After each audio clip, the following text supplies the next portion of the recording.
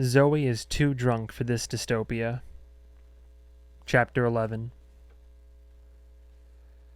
Arthur Livingston and the other founders of Tabula Rasa chose its location for two reasons.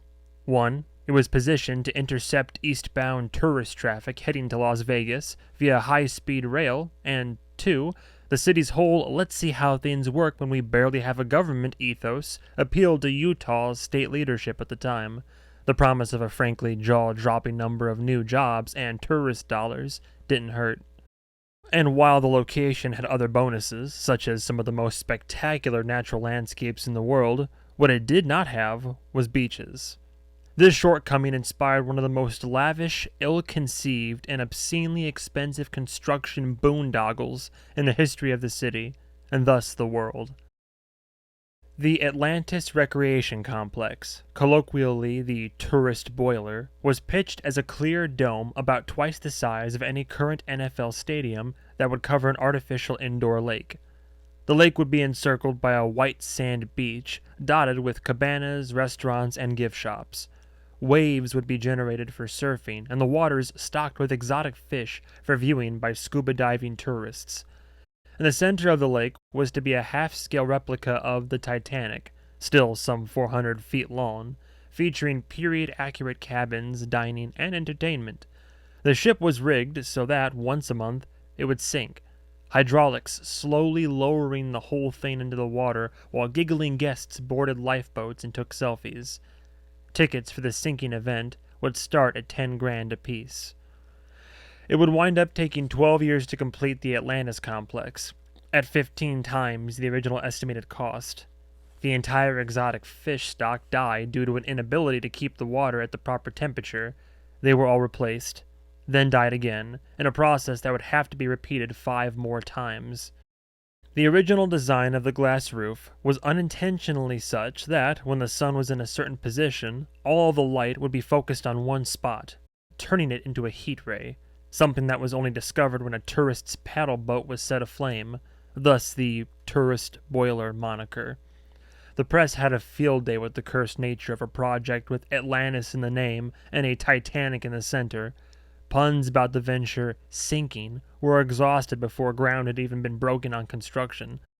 Still, once it officially opened, everyone agreed the facility was one of the marvels of the modern world, and the Titanic sinking event reservations were booked 3 years out. No one could have predicted that, 6 months after opening, hydraulics failures would cause the replica ship to unexpectedly sink off schedule, resulting in the drowning death of 5 tourists. The entire Titanic exhibit had therefore been removed long before Zoe arrived in town, replaced with a generic pirate ship-themed restaurant and venue that was designed to remain firmly above water at all times. When the 2 mayoral candidates were negotiating their terms for the debates, they agreed on 2 dates, with each candidate picking a venue. Leonidas Damon asked for a debate in the park, surrounded by the city's tent-dwelling homeless population, 1 month prior to Election Day. Alonzo Dunn said he wanted his on the weekend prior to the vote. You know nobody's paying attention before that, and demanded it be held on the Tourist Boiler pirate ship so he could have some rum afterward. "And maybe during," he'd said. "It depends on how the debate goes. I find all this mess pretty boring." Zoe, for her part, hated the Atlantis Recreation Complex, and wouldn't even look at it whenever they drove past. She'd grown up in a town in which the tallest building was the water tower, and hated huge man-made structures in general. Somebody told her the term for it was megalophobia, but to her, the dread they inspired didn't seem irrational at all. Buildings that big simply shouldn't exist. These megaliths looming overhead, reaching up and stealing a piece of the sky, it was like witnessing mankind's hubris in action. When she saw skyscrapers, she always imagined them toppling down on everyone below, and it wasn't like she hadn't seen that very thing happen before. Rational or not, nothing had ever triggered that feeling in the pit of her gut as strongly as the interior of the Atlantis complex, when they all stepped inside for that evening's debate. The entire night sky had been replaced by an incomprehensibly massive dome constructed out of thousands of triangular windows that Zoe could imagine raining down and impaling people like stilettos from the heavens. Attached to the ceiling was a framework of lights and a rain of gigantic video screens to broadcast whatever event was happening down on the pirate ship. Zoe thought about somebody having to change a light bulb up there and got so dizzy that she had to just look at her feet the rest of the way. They were quickly ushered across the narrow beach that formed a ring around the indoor lake, and, to Zoe's horror, led toward a small ferry to taxi them out to the ship. She'd known they'd have to cross the artificial lake, but for some reason had assumed there was a walkway or tunnel or something. As they bobbed across the choppy water, the fact that the waves were artificial infuriated her for some reason. She looked back at the tourists, hanging out on the fake beach around their cookouts and bonfires. She found herself envying them. Not a care in the world. She leaned over a rail and couldn't see the bottom of the lake below her. She had no idea how deep it was, aside from that it had to be deep enough to, 1, allow scuba diving, and 2, drown in, since those were the two things she knew for sure happened here. Zoe was exactly as good a swimmer as she appeared to be, which was not at all. Once they were safely off the ferry, after having to step precariously over a terrifying foot-wide gap between the ferry boat and the wet stairs that led up to the pirate ship's deck, Zoe was greeted by one of the few sights she found even more chilling than massive buildings or deep water. A bunch of rich people in suits. Mingling. Though this was the first moment Zoe was thankful that her team had shot down her request to come dressed as a pirate, in favor of stuffing herself into a pantsuit that made her look like she was going to a Halloween party dressed as a stock photo businesswoman. She was actually wearing a fancy hat for maybe the first time ever. It was a white beret thing that covered her head wound and looked so stupid on her that she giggled every time she caught her reflection. Zoe scanned the crowd, then turned back to Will and Andre. "So, when does this thing start again?" "Not soon enough," said Will, who had produced a flask from his inside pocket. He took a drink, and then, before he could put it away, Zoe grabbed it and took a nip of her own. She knew Will secretly hated when she did that, which she supposed was much better than Will secretly loving it. She found the pirate ship itself disappointing. It had all the stuff you'd expect, the masts and the sails overhead, the biggest sail bearing a giant Jolly Roger, along with weather-looking ropes and anchors here and there. But the illusion was ruined by the inclusion of all the modern features that revealed it to be nothing but a very expensive theme restaurant. Sound equipment and lights around the stage, plus all the fire extinguishers and red exit signs that were probably mandated by law. Still, it seemed like a great place to have a kid's birthday party. To the left of the stage was the raised back end of the ship that Zoe was pretty sure was called the poop deck, which apparently housed the kitchen. Servers in tuxedos were bustling in and out of swinging doors, with drinks and hors d'oeuvres. None of them were dressed like pirates. To be honest, this was the part that she found the most disappointing. How was no one dressed like a pirate? "Hold on," said Zoe. "Is my whole sense of balance off, or is the floor rocking slightly?" "Well, it is a boat," said Will. "That's not a real one, though." "It's still a free-floating structure," said Wu. "Just chained to the floor to keep it from drifting over to the beach." He delivered this like he knew Zoe would receive it as bad news. "Okay, you need to point me to the nearest bathroom I can run to if I get seasick. I'm not puking over the rail while everyone films and laughs." Before she'd even finished speaking, the mingling business people started alighting on them like flies on a dead elk. A guy who looked like a young tech billionaire approached Zoe, shook her hand, and thanked her for her support during that whole thing in the press. She had no idea who he was or what he was talking about, but nodded, remembering to keep her face serious. A woman in an evening gown that made it clear that either she or Zoe had misunderstood a dress code came up and hugged Andre, who asked her how the kids were doing. "Why, it's Will Blackwater," said a voice from behind Zoe. "The man who will be responsible if one day my car spontaneously explodes."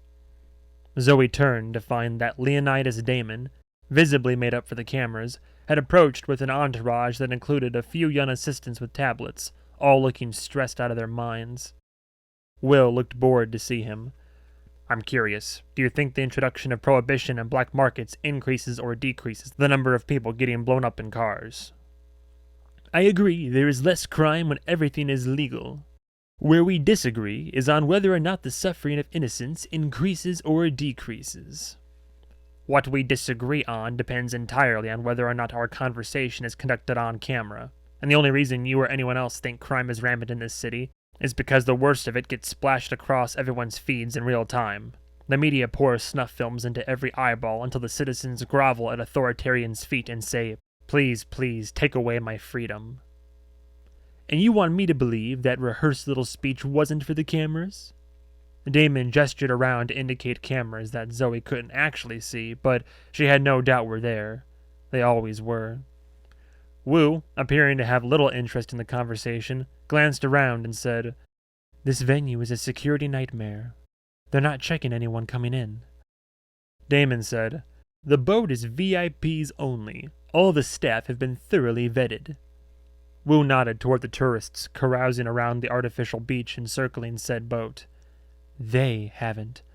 But of course, we're still completely safe, unless it turns out mankind has invented some kind of weapon that can kill from a distance." "Well, all I can say is that if your girl here is under such a dire threat from the common folk, maybe she should stop making so many enemies. Me? I invite my enemies to come sit in the front row. Enjoy the debate." He went off to go mingle with some other powerful sociopaths, and Zoe felt about 3% of her tension ease. On the way, Leonidas stopped to talk to a woman with 4 children, 2 boys, 2 girls, and gave her a kiss on the cheek. His wife. She was, in fact, the rude woman who'd picked Zoe up at the gates of their home earlier in the day. The kids looked like they'd been promised a pirate ship party and gotten a crowd of stuffy grown-ups instead. Zoe muttered, "He can't really win, can he?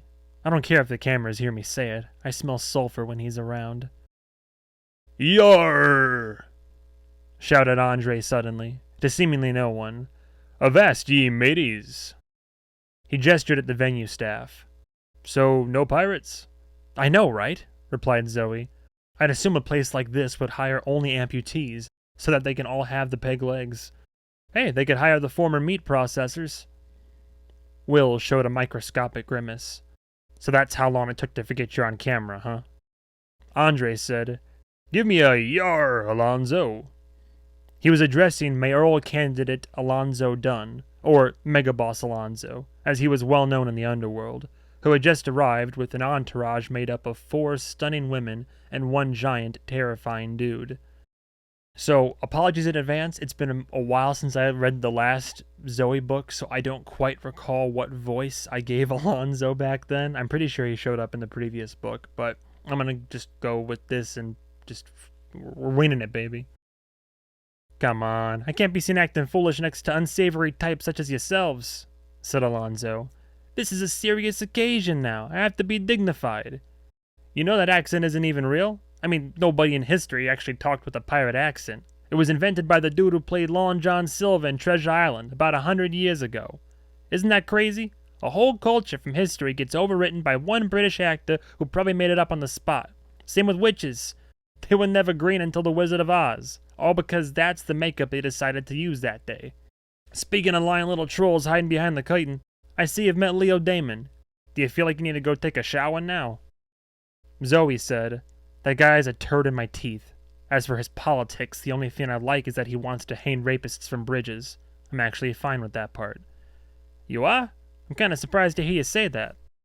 "It'd be nice to send a message to all the other predators." "I've known a whole lot of predators, Zoe. Done time with a few. Worked with a few. Got rid of a few. One thing I'll tell you right now, they don't get that message. These guys, the way the brains work, they don't think they're gonna get caught. That's the whole thing. They can't conceive of a future beyond satisfying this desire or that.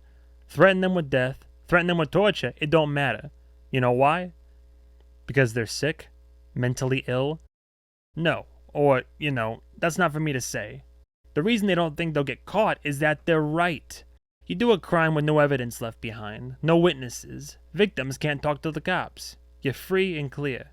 Some of these guys prey on girls their whole lives. Hundreds of them. Before they die, I just age out of the behavior. So people like Damon say, what we're gonna do is, the rare bad guy we actually catch, we're gonna go way over the top in punishing him, to set an example. But it doesn't work. People have been trying to do it for thousands of years. I mean, maybe it deters good citizens, the ones who wouldn't dream about raping anyway. So the only purpose it serves is cruelty. Remember, Zoe, cruelty is more addictive than any drug ever sold on these streets. The average citizen just wants a righteous excuse before they dose. Another speech, Zoe thought, for the cameras. So what are you supposed to do? She asked.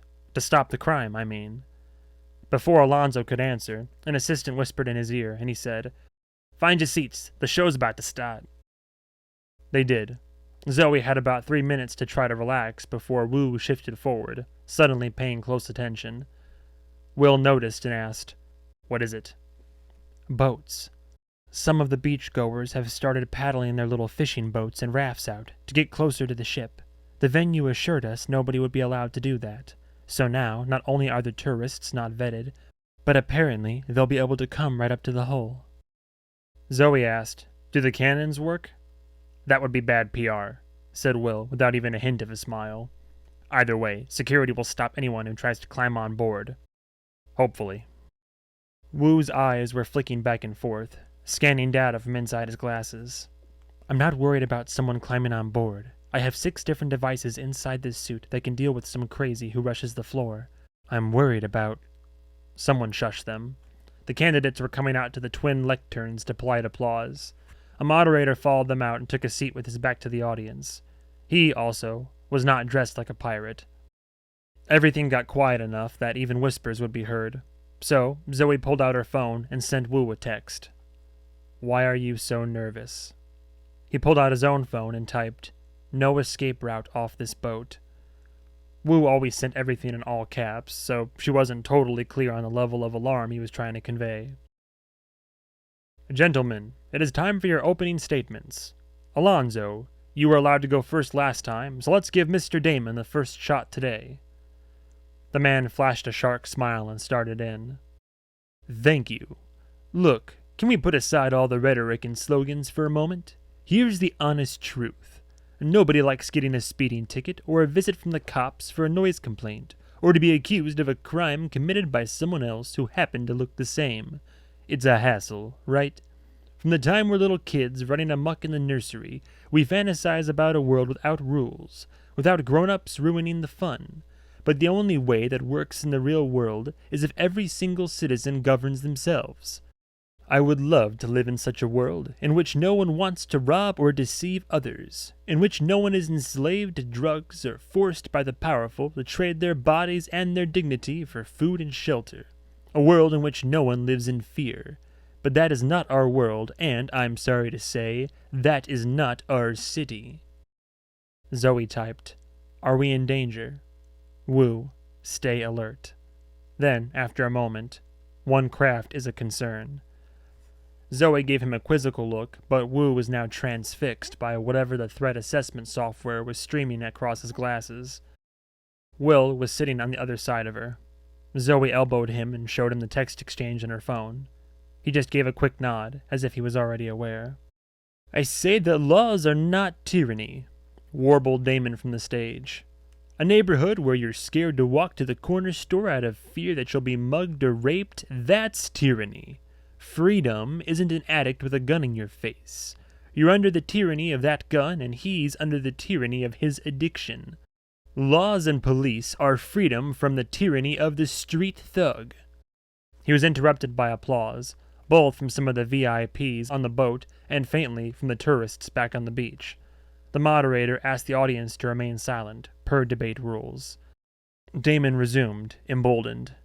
"I say, only a devil would try to flip that on its head, to turn black into white. And please notice that the people in suits you see down here in this very audience, the ones who rail against the very concept of the law, they don't subject themselves to the tyranny of the street thug.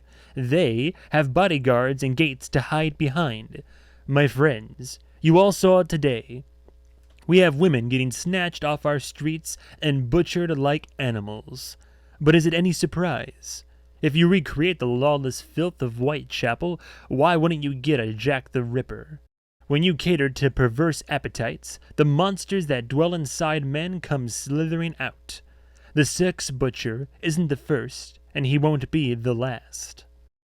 Zoe's phone chimed again, but this time it was a text from Andre, who was seated on the other side of Will. A little hologram popped up over her phone, a looping animation of a horse pooping.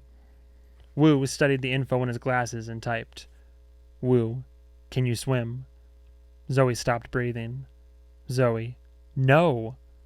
And then, are we going to die? After a moment, Wu, stay alert. This city was built, on rock and roll, on blood spilled by a gangster. His people sit in this room right now, said Damon, gesturing towards Zoe, all scrubbed and dressed up like they're ready for court, funneling money to my gangster opponent. But when you see their casinos and skyscrapers, their lavish music festivals and self-congratulatory charity dinners, you should be imagining a room full of predators who grind up the underclasses and feed them to tourists. Make no mistake, that is what is really happening here. Thank you. More applause. Zoe vaguely noticed that Damon had just slipped in a nod to the stupid human hamburger conspiracy theory, but that was now the least of her concerns. She peered behind her, trying to make out what was happening down on the water. It was impossible to see anything without standing up and making a spectacle of herself. "Thank you, Mr. Damon," said the moderator. "Mr. Dunn, your opening remarks." Alonzo smiled and spread his hands behind the podium. "I'm just going to say it. If you elect me mayor, I promise you that within a month you will forget this election ever happened. Within a year, I won't remember that I'm mayor. I will be invisible to you, because, damn it, I have a life to live. I got a business to run. I say, government should be like a hot water heater. If it's working right, you never even think about it. Now, you see this dude over here? The whole problem with him is that he wants to be mayor. Hell, he wants to be president. That's the problem with our whole system, our whole society.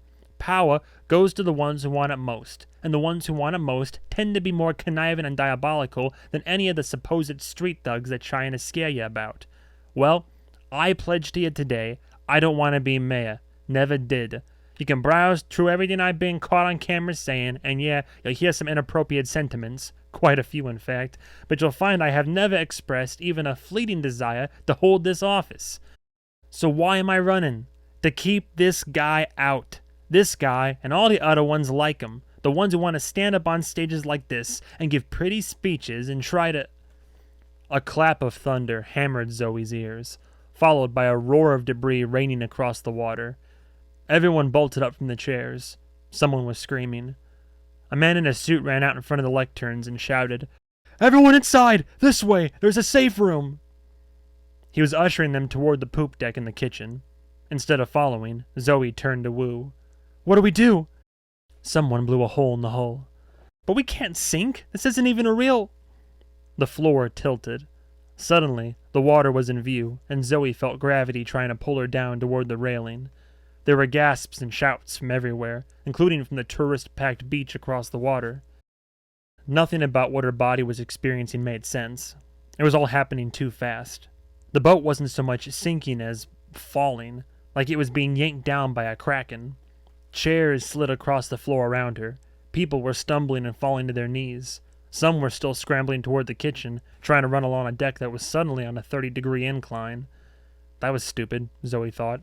If the whole thing was going under the water, that enclosed space was a death trap. Up on the stage, Alonzo was clinging to his podium, but quickly realizing it wasn't really affixed to the ground at all. He and it were both scooting down toward the rail and the water, along with everyone else. Leonidas Damon was nowhere to be seen, but Zoe spotted his wife clutching two of their children, screaming for someone to help as they all skidded down the deck. Zoe fell on her butt, then tried to use her palms and feet to keep from sliding down. She kicked off her shoes, figuring her bare feet would have more grip. There was nothing to grab onto. The floor was smooth, and the surrounding furniture was nothing but light folding chairs that were already tumbling down past her. "If we go into the water," shouted Wu from somewhere nearby, "hold on to me. I'll keep us afloat." From behind them, Will yelled, "Keep her out of the water." "She'll be fine," said Andre from somewhere else in the chaos. "She's more buoyant than any of us." "Don't assume that what just happened is the only stage of the attack." As if that had been a serious rebuttal. Whoever did this could be down there waiting to unleash stage 2. Try to... "Watch out!" someone screamed. "It's coming down!" For one horrifying moment, Zoe had thought her nightmare scenario had come true, and the glass ceiling was crashing in on them. Instead, she looked up to find the main rigging was falling over, the mast of artificially aged wood ripping itself free from the deck in a cloud of splinters, pulled down by the weight of the enormous canvas Jolly Roger sail. The rig fell across the deck and smashed through the railing. Debris splashed into water that was now right at deck level, lapping up onto the floor no more than 20 feet from where Zoe was trying to use butt friction to overcome gravity. Flailing bodies were piling up down at the railing, having slid as far as they could go. At least 3 were already in the water, splashing around in their fancy attire. Meanwhile, the huge Jolly Roger sail was laying itself gently down onto the surface of the water. It was this that triggered a scream. A child's scream. It was a little girl in a red dress, thrashing in the water right where the sail was about to land. The sheet of canvas, big enough to completely cover a baseball infield and probably as heavy as a car, was about to push the girl under and hold her there. Zoe scrambled to her feet and made a tumbling, awkward run down the tilting deck, toward the girl who, as Zoe ran, vanished under the rippling skull and crossbones. The child's screams were silenced as she lost access to her air. Zoe reached the partially submerged railing and plunged in, feet first. The water was so cold that it punched the breath out of her chest, her entire body convulsing in shock. She pulled herself along the railing toward the edge of the canvas, took as much of a breath as she could, and pushed herself under the heavy cloth, under the water. She tried to reach out and snatch the girl's arm, or dress, or something. She pushed farther in, into total darkness, feeling water burn its way into her sinuses. She tried to open her eyes, but all she could make out was bubbles and chaos. Then, she thought she spotted the thrashing shape, the flowing red of the girl's dress, still just out of reach. Zoe was still clutching the rail. She couldn't swim, couldn't even keep herself afloat without help. She tried to push herself farther along the rail, toward the red blur that was the little girl, but found she couldn't move forward now, for seemingly no reason. It was nightmare logic. There were no obstructions, yet she couldn't progress, and her air was running out. And then she was going backward, being pulled even though there was no current. This was madness, all of it. Zoe had been completely safe and dry no more than 5 minutes ago. Now the whole universe was cold, liquid, dark. Her hands and feet had gone numb. Her suit jacket was bunched up around her armpits. She had lost all sense of direction, unsure if she was still even right side up. Then there was light. She had been yanked out from under the canvas sail, pulled backward by her suit jacket. She thought for an enraged moment that it was Wu, rescuing her but leaving the little girl to die. She turned to tell him to get his hands off her, that a child was trapped and drowning, only to find Leonidas Damon, his wet face expressionless, his fist clutching Zoe's collar. "A little girl's under there!" shouted Zoe, spraying water from her nose and trying to blink it out of her eyes. "I'm trying to reach her!" He didn't react, just held tight. Then a figure flew into view, diving expertly into the water, curling under the fallen sail to retrieve the child. It was Damon's wife, who'd shed her jacket and shoes and was now pulling the girl out from under the canvas. The girl was, Zoe finally realized, one of the kids the woman had been tending to earlier. Leo Damon's wife held their daughter above water long enough for the terrified child to suck in a huge breath and start wailing. Then, Damon let go of Zoe's jacket, and the cold calculation he just made became horribly clear. He had not wanted Zoe to be seen on camera rescuing one of his children. It was apparent now that the pirate ship was going to roll entirely over onto its side. It was leaning at a 45-degree angle, and nearly everyone who'd been on deck had now been spilled into the sea. Wu appeared, having gotten separated from Zoe earlier when the mast fell. He was managing to stand on the angled deck and reach down as if to draw Zoe out. "Don't bother, I'll just fall back in. Where's Will and Andre?" Wu pointed back at the poop deck, where Andre was pulling people out of the angled doorway, the ones who'd taken shelter there back when that had seemed like a safe option a few minutes ago. Will was presumably inside, chest deep in water, and helping victims up to the door. The tourists in their boats, the spectators who had made Wu nervous earlier, were arriving at the scene now. That was good news overall, but in the near term they were stirring up waves that were slapping Zoe and threatening to pull her off the sinking railing. The shipwrecked victims around her were treading water, and they made it look easy. But Zoe had no idea how to do that, and all she felt was the depths sucking her downward.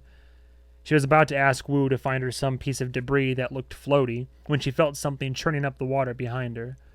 A paddle boat, shaped like a giant swan, pulled up, being pedaled by an elderly man in a fishing hat. He grinned and extended a hand. "Get the kids first," yelled Zoe. "And anybody who's hurt. Is anybody hurt?" "They're getting the kids," replied the old man. "But it looks like you're the only one here who can't swim." He wasn't wrong. Zoe let him help her aboard. A flat houseboat with several drunk college kids pulled up next to them, and they fished Megaboss Alonzo out of the water. He grabbed a beer from a girl in a bikini, threw both hands into the air, looked toward the crowd of gawkers on the beach, and yelled, "Avast ye mateys!" Chapter 12. "It was a tiny remote-controlled pirate ship," said Andre. "Had little sails on it and everything.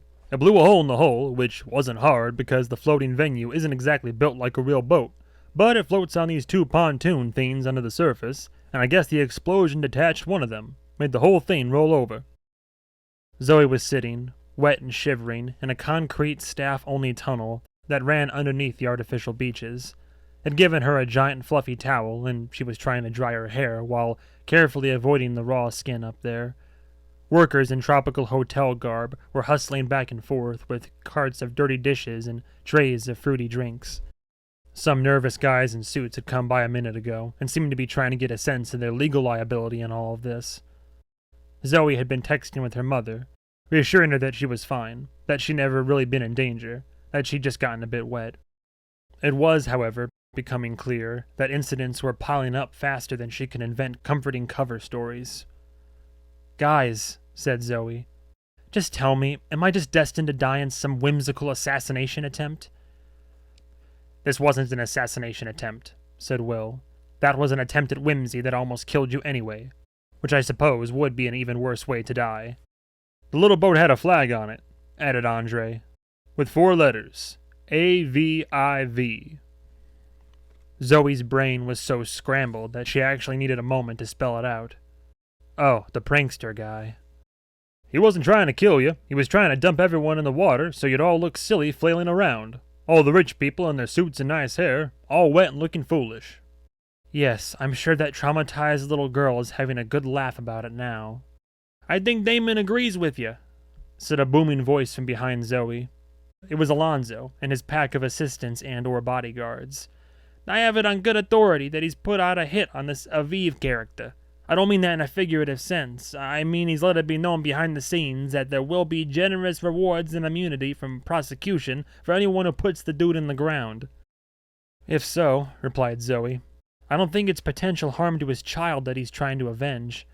I'm pretty sure he just physically restrained me from saving her from drowning just so I wouldn't be seen on camera doing it." "Well, now, that's just smart politics," said Alonzo. Will took a sip from a drink he must have stolen from a passing waiter and said, "Humiliate a narcissist, and you've unleashed a wild animal." "I came over to make sure everybody was all right. I feel responsible, since it was admittedly my idea to hold the debate on the Endor pirate ship." Zoe shivered. "We're fine, though I like how in this city you can wind up on a hit list for getting a politician wet, but if you murder 3 sex workers, all you get is, 'we'll look into it.' Can you imagine if it was 3 politicians? Or 3 cops? Why are we even here, instead of trying to solve that?" "You're not wrong," replied Alonzo. "But I bet you $1,000 they're not moited." "You didn't see what they broadcast along the skyline today? The woman getting her guts ripped out?" "I did. Looked to me like somebody took an already dead body and hacked it apart. Then did a little digital trickery to sell it. I suppose it's sex butchers putting on a show." "What are you, crime scene expert?" "He's seen his share of butchered bodies," said Will over his drink. "I feel like you guys don't want them to be dead. Like you have reasons for not wanting this to be true." "If that's your reasoning," said Alonzo, "then you should also ask who does want it to be true, or who wants it to seem to be true." "If you're right," replied Zoe, "I'm glad they're alive. if that's what it means, but also the idea of using their deaths, fake or not, as some kind of a viral political stunt is so disgusting that I don't even want to think about it. Women's bodies shouldn't be props. If you get all caught up in what should be and shouldn't be, voices what is and isn't, you'll just drive yourself crazy. Thanks for coming out, guys. Sorry again for the trouble. He moved on, his people muttering to him all of the news that came in while he'd stopped to talk. Apparently, politics was just hustling from one dishonest conversation to the next, for every waking hour of the day. No wonder only the crazy people want to do it. Wu approached. Earlier he'd gone off to yell at the venue security, possibly just to make himself feel better. "They sealed off the building," he said. "Our prankster isn't on site, though there was no reason he had to be. The toy boat was sneaked in days ago, maybe weeks for all we know. There are pirate treasure chests under the water for the scuba tours to look at. The boat was hidden in one of those." Zoe looked to Wu, then Will. "Is this when you two start arguing over whose fault this was?" "No argument needed," replied Wu. "It was mine. I should have gotten you off the pirate ship as soon as they started letting spectators out onto the water. Security is my job, not optics.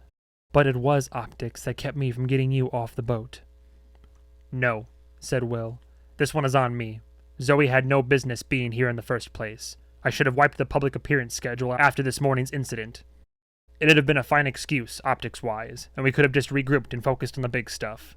Nobody was going to change their vote based on whether or not Zoe turned up tonight." Andre, who had been sitting and wringing water from his socks, looked up. "Can we just agree to blame Zoe? Our lives were all much simpler before she showed up." "Sure," replied Will. "But typically, we wait until she's out of the room to do it." "Well, there is some good news," said Zoe. "This day is finally over." Wu suddenly looked concerned, glancing at Andre and then Zoe. Zoe said, "What?" "We're expected at the festival site tonight," replied Wu, "to do a walkthrough of tomorrow night's appearance and the security protocols. Echo is waiting on us, remember?" "That sounds like it could be an email." "We've talked about this. You need to go on site. You haven't even been out there yet." "Well, I'm not doing it tonight." "The prep has to be done tonight," said Will. "We have a truck full of gear to set up that's intended specifically to keep you from getting swarmed by the crowd, should they decide to rush the stage. They're music fans, not zombies. You guys go set up your stuff. You can explain it to me in the morning. I'm going back home." "Wu has to be at the festival grounds." "Yes," interrupted Zoe. "Go, all of you, go. Wu, too, I'll be fine. But I'm done for the day." Will and Wu looked at each other, like each was silently pleading to the other to get their girl under control. "Zoe," said Wu, "I really think—" "I am your boss.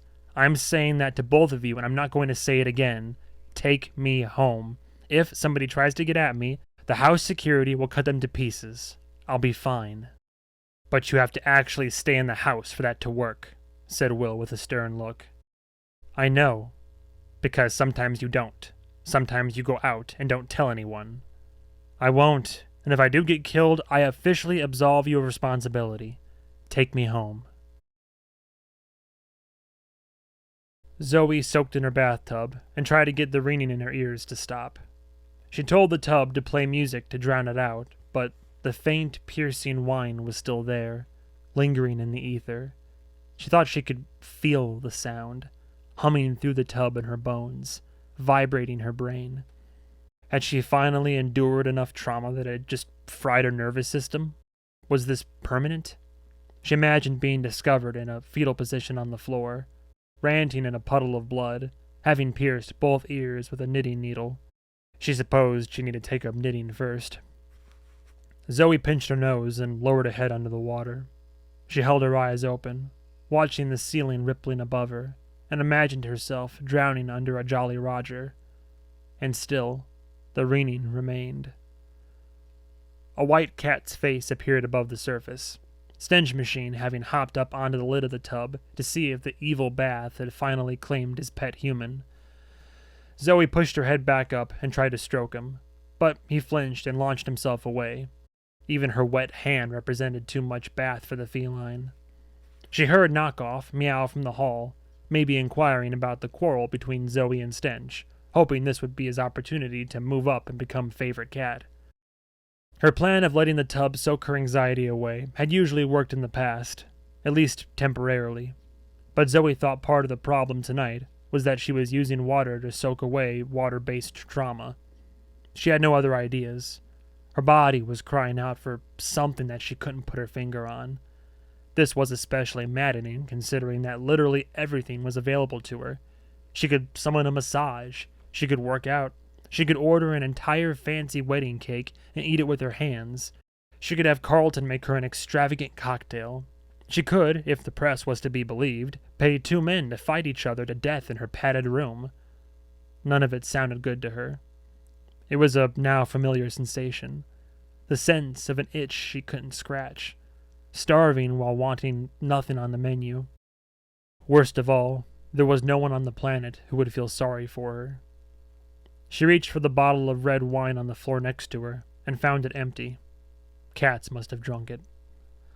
On the floor next to the bottle was her phone, above which hovered the text conversation she'd had earlier while running the bath. Echo. Will and Woo are sharing Zoe anecdotes and laughing.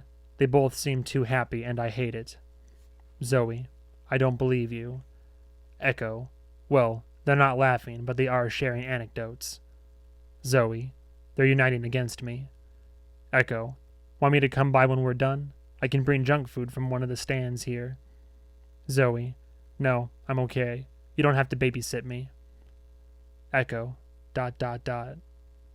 Zoe. That last message sounded mean, but I really am okay. Just ran out of energy. Echo. Andre is eating what he's calling cow sushi.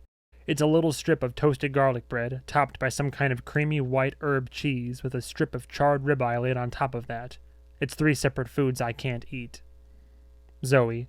No, just going to take a bath and go to bed. Have a good time at the security rehearsal. Echo. Have you ever had that split cream cheese garlic bread? They literally dip it in butter to soak before baking.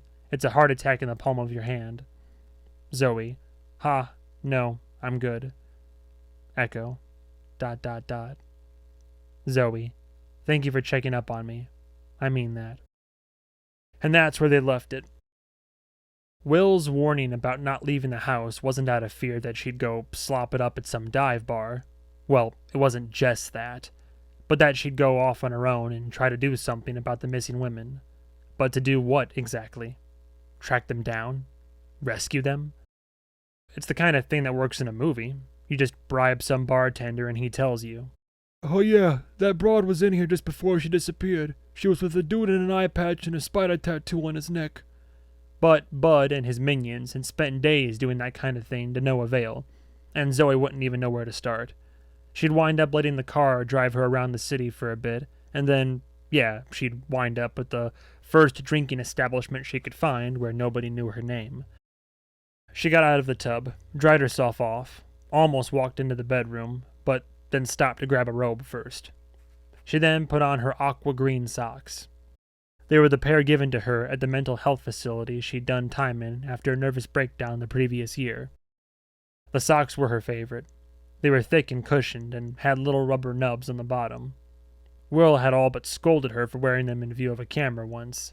They were literally branded with the name of the facility, but that had only ensured that Zoe would never, ever throw them away.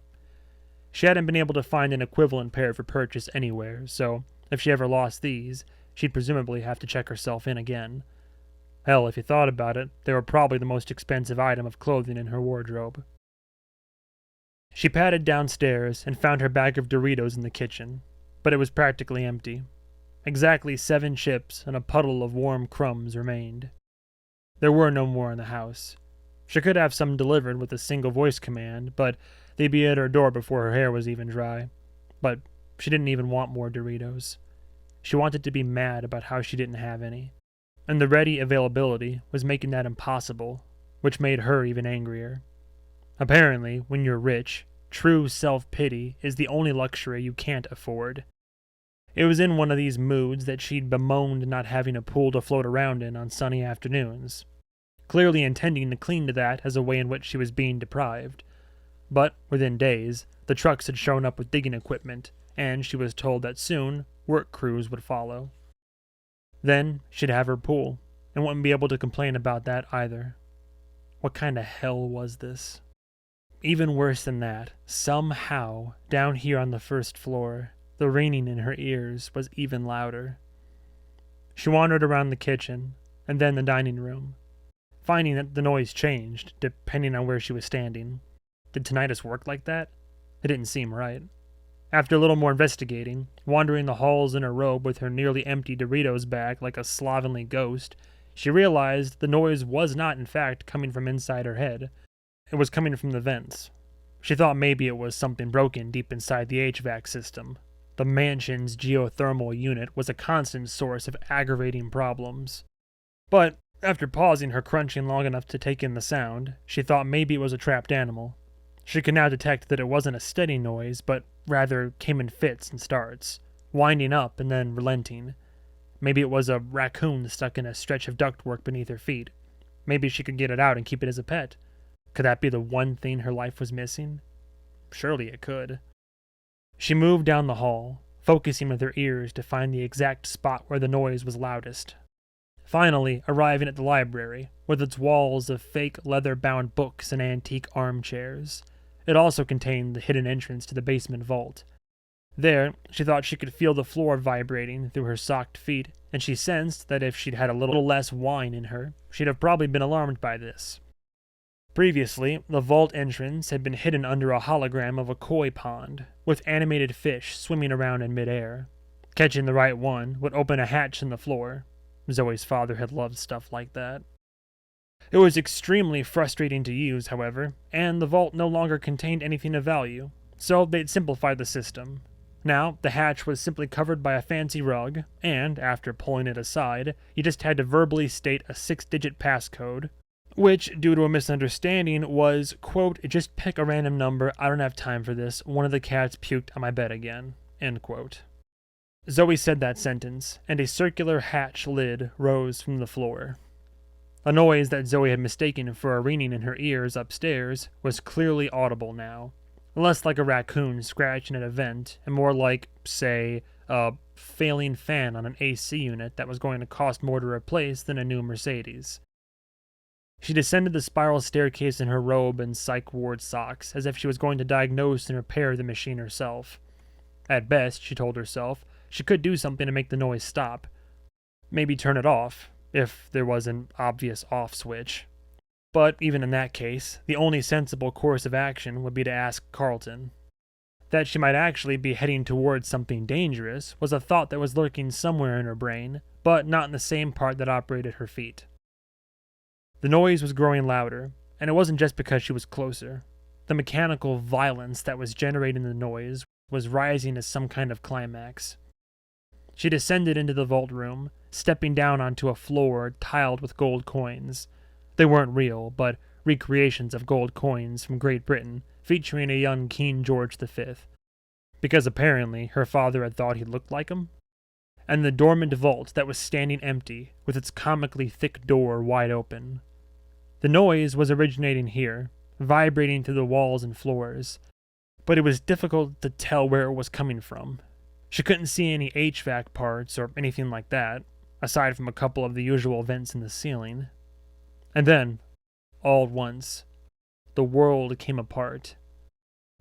There was a grinding howl like a giant fork being dragged across a plate the size of Montana. Zoe covered her ears, and hot dust filled the room, jetting in from the wall opposite the vault. What in the possible hell was happening? Her immediate thought, after dismissing an infiltration by Satan himself, was that some huge piece of equipment for the house, a furnace or something, was slowly exploding, or melting down, or flying apart. She scrambled back toward the spiral stairs, covering her ears from the noise, but unable to cover the other holes in her face that were being assaulted by the acrid dust particles filling the room. Then there was movement behind the dust cloud, like the wall itself was swirling, and Zoe's brain had no context whatsoever for what she was seeing. She reached the top of the spiral stairs and found the hatch had closed behind her. It always did that. It required the same passcode to open from this end, But in her panic, Zoe couldn't remember the exact phrasing and instead just shouted incoherently, slapping at the hatch with her bare palm. The noise grew and grew into a crescendo of tumbling rocks. Then there was only the whir of a powerful electric motor. A spinning machine had entered the room, a cylinder about 4 feet in diameter and some undetermined length. It penetrated the basement for a few feet and rolled to a stop. On the front end was a dizzying vortex of whirling, spiky gears and bits. It was a damned tunneling machine. A device beeped from inside the room, and powerful fans began whooshing the concrete dust out of the space. Zoe knew that her urgency to escape should only have grown. This intruder machine could explode, or fill the room with nerve gas, or open up and unleash an army of little killer drones. Instead, she just stood there on the stairs, then started descending, getting a close look at the device. Her curiosity was telling her that there was safety in knowledge, that if she could diagnose who or what had breached the estate, she'd be better able to deal with it. She absently wondered how many humans this instinct had killed over the centuries. The machine's motor wound down until it became still. There were some clicks and scrapes from inside, and then the whole front end opened and swung around, revealing the interior of the tube, a lit, padded space, just large enough for a man and his gear. It was easy to estimate that, because that's exactly what it contained. A man crawled out, and he kept coming for a while. He was tall. He was dragging with him a bright yellow duffel bag that said something on the side Zoe couldn't yet make out. A moment later, there stood before her a man in a garish jumpsuit that matched his bag, a flashing logo blasting across his torso, branding him as the Amazing Aviv. He had dark hair so thick that it looked like a wig.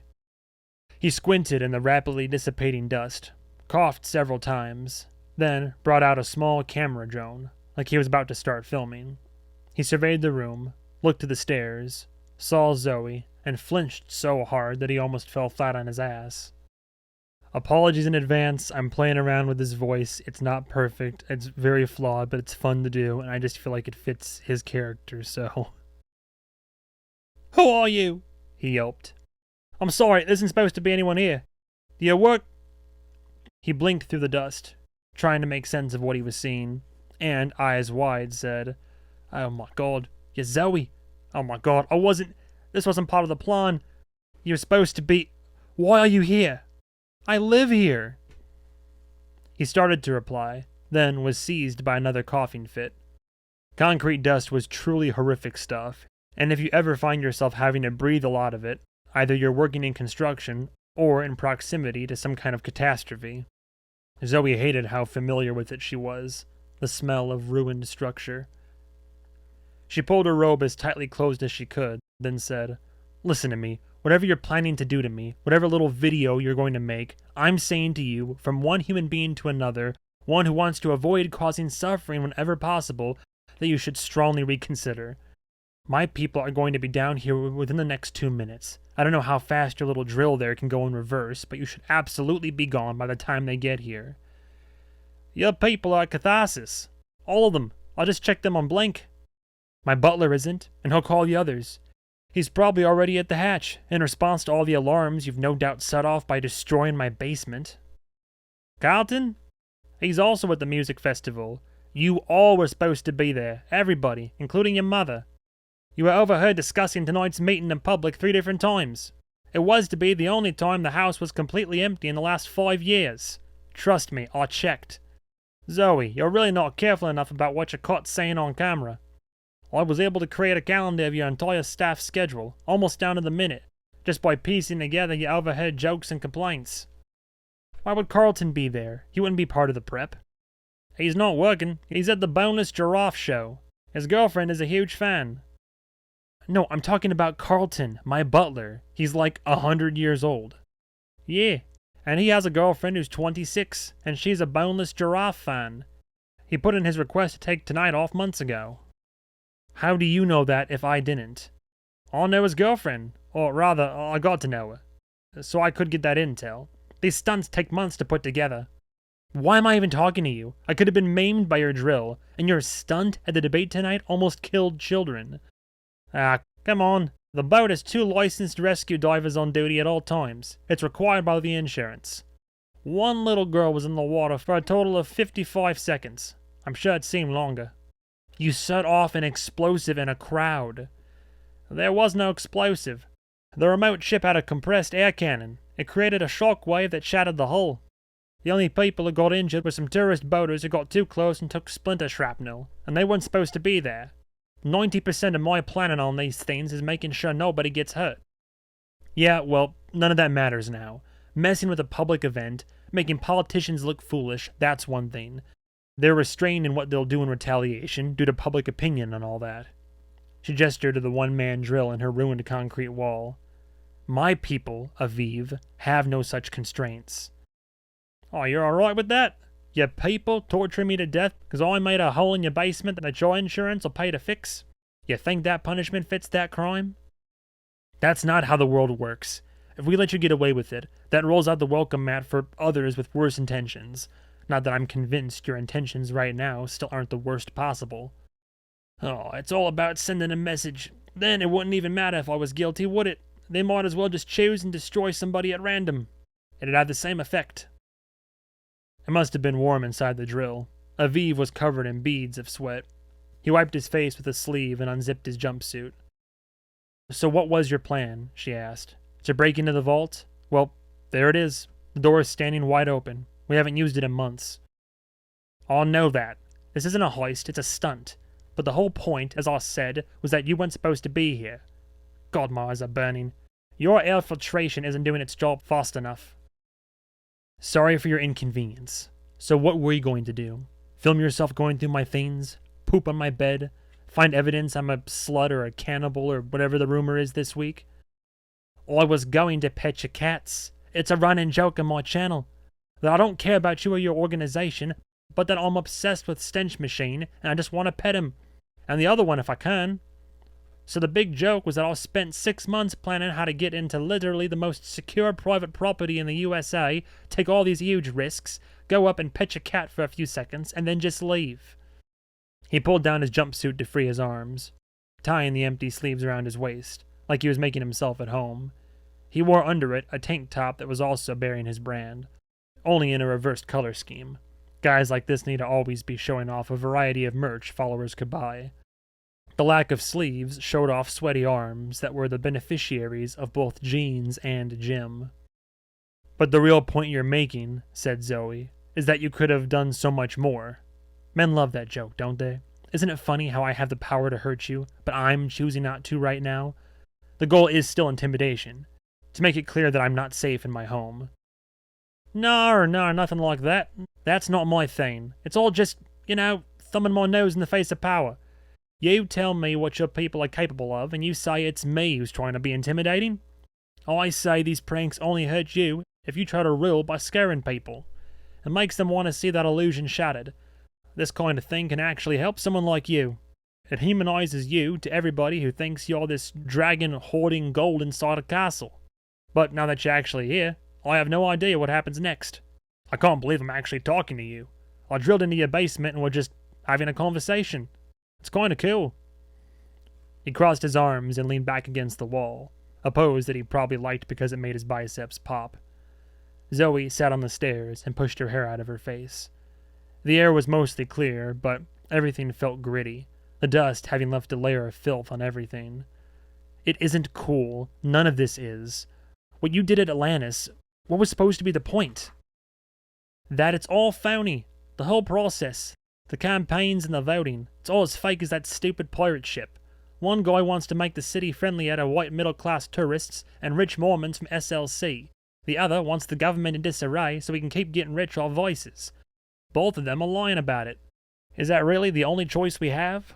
Why do we have to keep up this charade? No, toss them in the lake. All of them. And here's the thing. I know you agree with me. I can see it every time you make an appearance with these fools.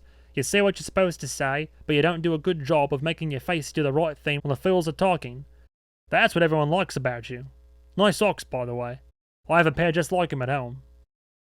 Zoe stared like she was trying to set Aviv's face on fire with her mind. Is that supposed to be a joke? Nope, I have a pair just like 'em. Almost 2 years old. Oh, I'd buy more, but you can't find them anywhere. Did your room have those weird, flat doorknobs? You know why they're like that, right?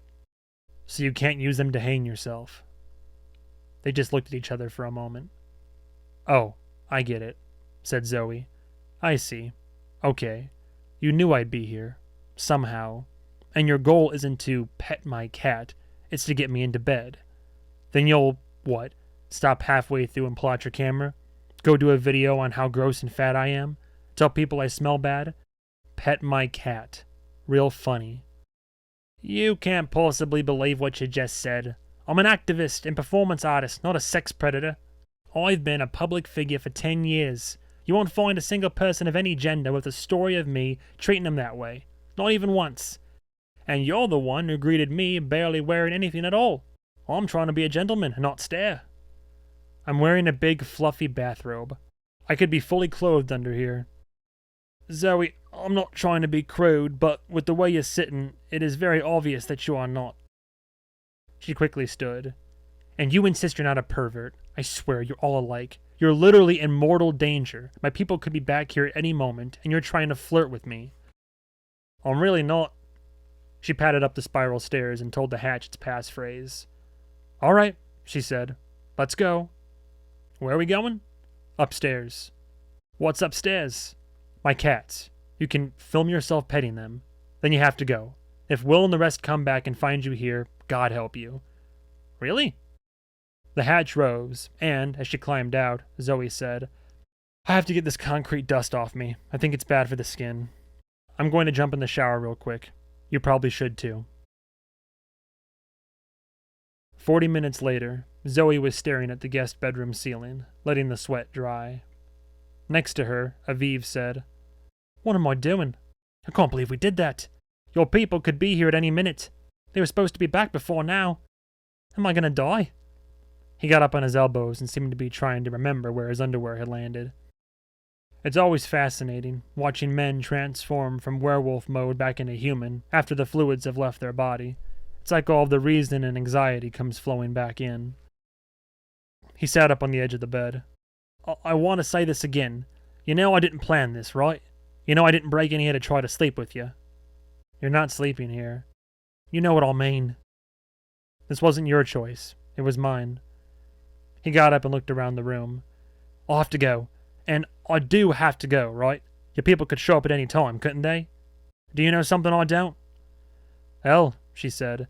They could already be here. This house has thick walls. They could be walking down the hall right now, and you wouldn't hear them. What would they think if they burst in and saw me lying here like this, with the man who just tried to drown them all standing over me? Are you messing with me? You're crazy, you know that? But just so we're clear, we're in agreement that I didn't plan this. You wouldn't brag about this on camera. If anything, you'd deny it if I told people we did it. They'd make fun of you if they knew you'd been with someone who looks like me. He stopped and looked down at her. Come on, you're going to fish for compliments even now, after what we just did? I know of at least one porn star with your exact body type. The things men say that they think women will find reassuring is just jaw-dropping. Your clothes are still in the bathroom. I think one of your socks landed in the toilet. And stop rushing around. It's making me nervous. My people can't get through the gates unless I let them in. You're fine. He went into the bathroom and gathered clothes from the floor. I know more about you than you think, he said, while fishing out his toilet sock. I don't mean until I looked up to pull this job. I mean, I know where you're coming from. I know your mentality. I don't doubt that you think you do. How's this?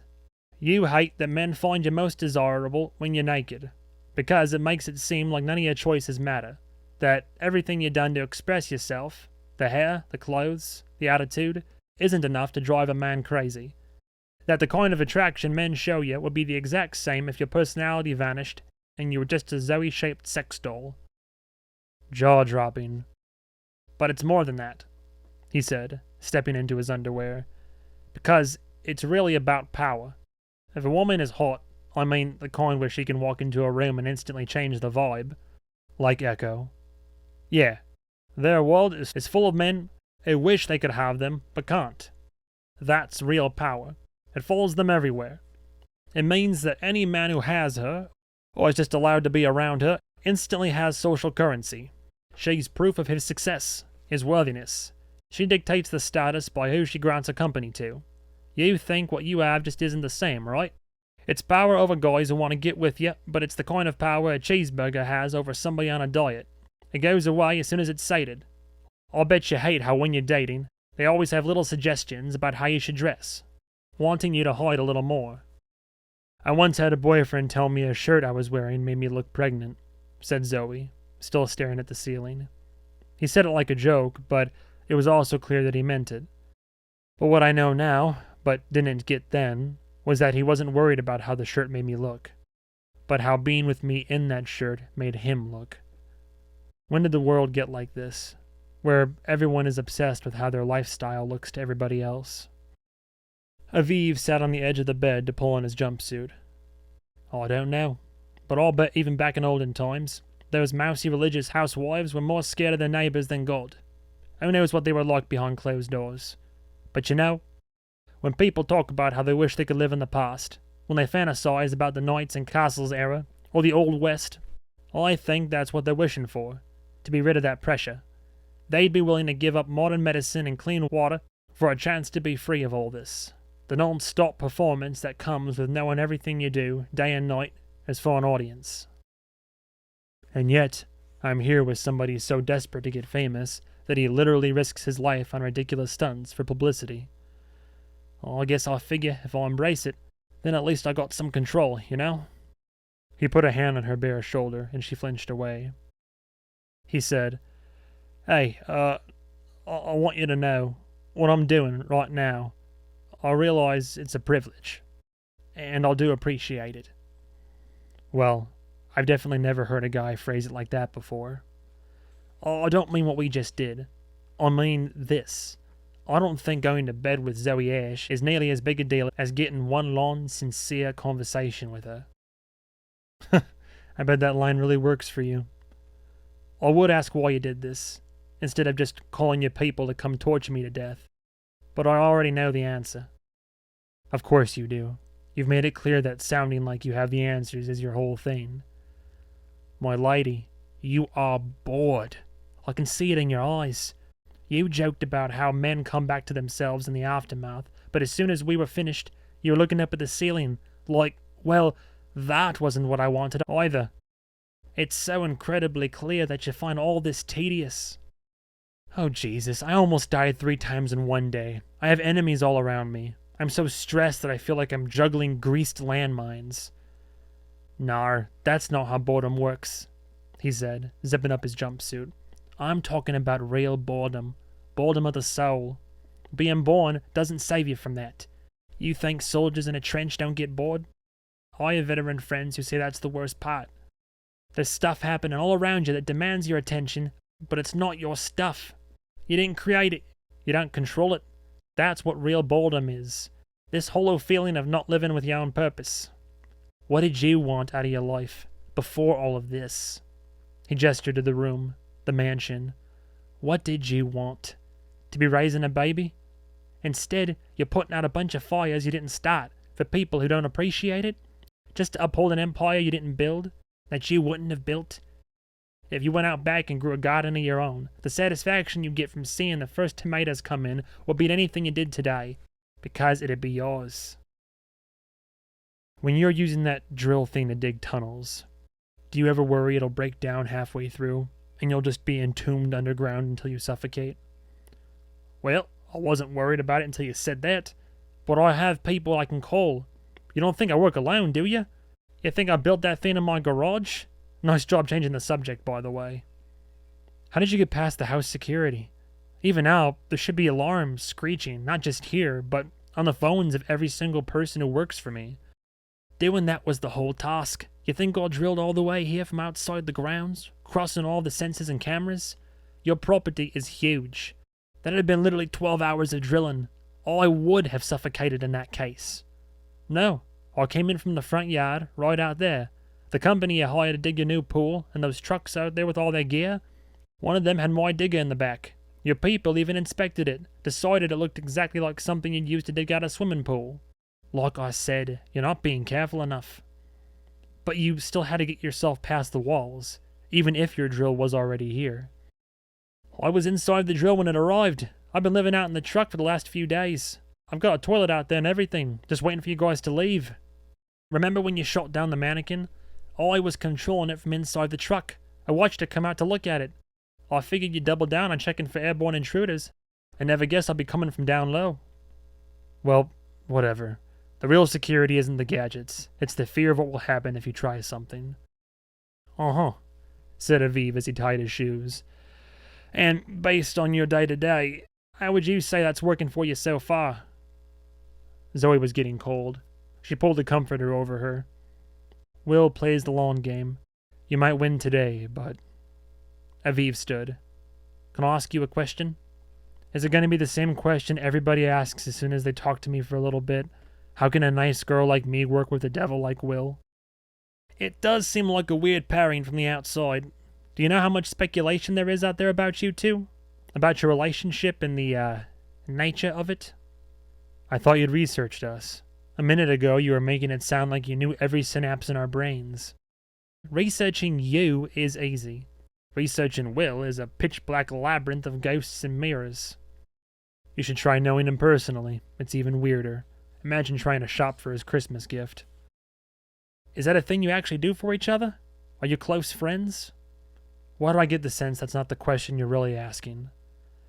Is it unreasonable for me to ask if he would have, some kind of feelings about what you and I just did?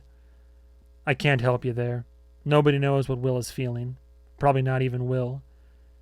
Can I ask how you feel about Will? Nope. So, how about I ask one more basic question that I also haven't been able to get an answer to? What does Will Blackwater do? ZOEY, who was suddenly very sleepy, closed her eyes and, after a moment, said, About 100 years ago, there was a rebellion in the Philippines, and the American government wanted to put it down, for the usual reasons. The CIA, instead of just killing everybody, had an idea. They would fake a series of vampire attacks. I guess the people in the villages there had all these vampire legends, so the CIA would put puncture wounds in the necks of rebel corpses they found and leave them for the villagers to find. One guy, they kidnapped him, punctured his neck, and hung him upside down to drain on a busy trail, so he'd be discovered dangling over a pool of blood. This apparently freaked out the rebels and sympathizers enough that they got too scared to even go into certain territory. Within a couple of years, the whole rebellion fell apart. That's like psyops, right? Psychological dirty tricks. They never stopped doing it, all over the world. Will was CIA? I get the sense that they paid him under the table, so there's no paper trail or anything. He says it's the most merciful way to fight, that the right lies can save lives.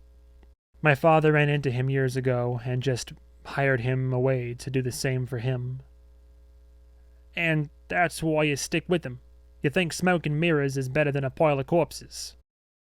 I guess, but sometimes I can't stop thinking about the fact that in the Philippines, to really sell the illusion, they had to snatch up a real guy and drain his real blood. And then you think, maybe those villagers weren't ignorant. Maybe they saw that and realized one of two things was true. They were either being stalked by a vampire or by something much worse. She sat up. I hear stench machine out in the hall. Get what you need and get out of here. Chapter 13. ZOEY was in the crater of her giant beanbag chair, so she wasn't able to see the faces of Wu, Echo, Andre, Bud, and Will as she told the story that next morning in the Buffalo Room. The silence that had fallen afterward seemed fairly expressive, though. And to be clear, said Wu, the first to finally speak, after this, he just left? Not in his drill, no. It's still downstairs. You can go look at it. I let him out of the front gates. You didn't even offer him a ride home? Asked Andre. That lonely taxi back at 3 a.m. can take you to a dark place. Is he going public with it? Asked Echo. I'm not seeing a video yet. He's leaving me out of the video, said ZOEY. It's just going to be him getting in and petting the cat like he planned. We just did the one. Knockoff ran away from us. I think he didn't approve of being used as a prop. You couldn't talk Aviv out of that part? He made a convincing argument that it was actually a PR win for us, that it would humanize me or something. I don't know, sounded good at the time. There was another pregnant pause, presumably as everyone in the room exchanged exasperated looks with one another. The problem, said Wu, is that he has established a blueprint for how to get inside the property. Yeah, I brought that up. He had an answer that was really convincing, but I don't remember what it was. Zoe really wanted to just go back to bed. She believed that she would soon be diagnosed with a terminal condition previously unknown to science, the permanent hangover. I don't completely disagree with him on the PR angle, replied Will, instantly making Zoe think she'd misheard. The message he's put out there is that infiltrating our walls requires 6 months of planning, a multi-million-dollar custom-built machine, and no intention of leaving with anything of value. Also, anyone will assume that this particular method won't take us by surprise in the future. It shouldn't have taken us by surprise in the present, replied Wu. Let's get on with the meeting. Since we have between 2 and 3 brewing crises that have nothing to do with our break-in but aren't totally unrelated to Mr. Aviv. Bud, do you want to take us through the crisis? Bud's voice, sounding the farthest away from Zoe, said, Sure. Leonidas Damon held a press conference this morning claiming Mr. Aviv's stunt was arranged by his opponent, Alonzo, in an attempt to drown his family. This, as you can imagine, has turned up the temperature on the tensions that were already hot enough to dry out our city's proverbial pot roast. A couple of Alonzo's campaign offices were vandalized by Damon supporters. A third was burned down. Zoe said, Let me guess. He's publicly putting out a call for Aviv's arrest, but it's actually a call for his abduction or murder via bounty hunter. As is tradition in this town, yes. So why doesn't Alonzo come out and disown the guy? This wasn't his idea. His people got dumped in the water just like Damon's. Alonzo isn't nearly as upset by it as Damon is, replied Will. Why? You said it yourself a few minutes ago. Because he thinks he comes out of it looking better. That it humanizes him. Will didn't respond, but, oddly enough, Zoe thought she could hear him nod. It was an affirmative kind of pause. Bud said, Regardless of party or faction, in most elections, you've got an order candidate and a chaos candidate. They use different words, safety, freedom, and what have you, but it usually comes down to order and chaos. Now, I won't insult you by implying you need it clarified which candidate is which, but Alonzo was spotted after the boat sinking having rum on the beach with a pack of supporters. He had a toy cutlass stuck in his belt. Your likely next question, said Andre, who sounded like he was in the middle of chewing something, is whether or not Alonzo did in fact arrange for this stunt to happen, or paved the way for it. And the answer is no, he did not. He actually did not want this debate to come off, being behind in the polls and all. Okay, said Zoe. So, Alonzo's office is getting smashed up. That's the crisis? No, replied Echo. That's the catalyst. There is exactly a 100% chance that Alonzo's supporters will retaliate, and that kind of thing is going to continue through the day. Then, tonight, we will have the headliners in a music festival involving more than 200,000 intoxicated or otherwise impaired young people who already have irrationally strong feelings about Damon's victory or defeat. That will be the crisis. By the way, did you know that Carlton went to the concert last night? He has a really young girlfriend, apparently. Her name is Katja, said Carlton, who it turned out was in the room. We met at a poker tournament, believe it or not. She enjoys live music. I simply turn off my hearing aid and absorb the vibrations. Andre said, You two should go on a double date with Zoe and her stuntman sometime. Take a camera. The rest of us can watch. That brings us to the other crisis, said Will. Bud heard from Rex this morning. You remember him? The quasi-celebrity who Dee Dee thinks abducted the girls. Well, he claims he's being stalked by Dee Dee and he's not happy about it. He wants to meet. Can we just say no? Asked Zoe. If he didn't do it, like you say, then I have nothing to say to him. If he did do it, like Dee Dee says, then I definitely don't have anything to say to him. But you care about who wins the election on Tuesday, which means you care about keeping Rex happy. Oh, God. And now's when you try to convince me he's not a scumbag, so I'll be nice to him? No, he's a scumbag, interjected Bud. He's been known to take trips abroad, to places like Bali. Always make sure there's no cameras. Let's just say there are rumors he made some cases go away. The stuff you can get away with there, with the girls I mean, well, it's become a playground for certain types. You mean like sex tourism? Asked Zoe. Is that still a thing? In the case of Indonesia, said Echo, they have something like 250,000 sex workers, and they're not exactly in a position to call the police if they get abused by a tourist. The government has been trying to crack down on it for decades, but, you know, the money always wins. Yeah, I've heard. Can we have Rex come here? I'd prefer not, answered Will. He wants to stream the meeting. I'd prefer we do it at his place or a neutral site. If he's the slimeball you say he is, I definitely don't want to be alone with him. It needs to be in public. Well, said Echo, I think that means we're going to his place, since he lives in what is scientifically the most public private residence in the world. Pun-loving local headline writers spend their days praying Rex got into a car accident, so maybe it was for the best that he lived in a moving vehicle. The Fish Bowl, as he called it, was a luxury tour bus with completely transparent walls that, for most of the day, could be found roving around the city. Inside, Rex spent his time with a rotation of friends, girlfriends, hangers-on, and fellow influencers, having a series of zero-stakes adventures. In the evenings, the bus would park at some scenic spot outside town, and Rex would cook an elaborate dinner while watching the sunset. At its lowest, live viewership was around the 50,000 range, usually when Rex was sleeping. Then the numbers spiked into the millions whenever someone in the fishbowl was having sex or fighting, neither of which were infrequent occurrences. Zoe and Echo were to meet with Rex, while Will and Wu would trail in the sedan in case this wasn't one of the rare meetings that ended peacefully and according to plan. All four were in the now clean white sedan, heading for the rendezvous point they'd been given by Rex's people. There, his security would make a big show of hustling Zoe and Echo onto the bus. The goal was ostensibly to keep them safe from the rabid fans, who always congregated whenever the vehicle stopped moving. But Will pointed out that was, of course, just part of the show. It needed to be made clear that Rex was a very important person who had very important guests. And what are we trying to get out of him again? Asked Zoe, using all of her concentration to avoid touching the itchy wound on her skull. Nothing, replied Will. This meeting is to placate Dee Dee so she doesn't murder the guy in his sleep. Be tough, but don't expect anything. The more you appear to put the screws to him, the better chance she'll be satisfied and hold off until we can actually resolve this. So I just have to annoy a man for several minutes and then leave. I have some experience with that.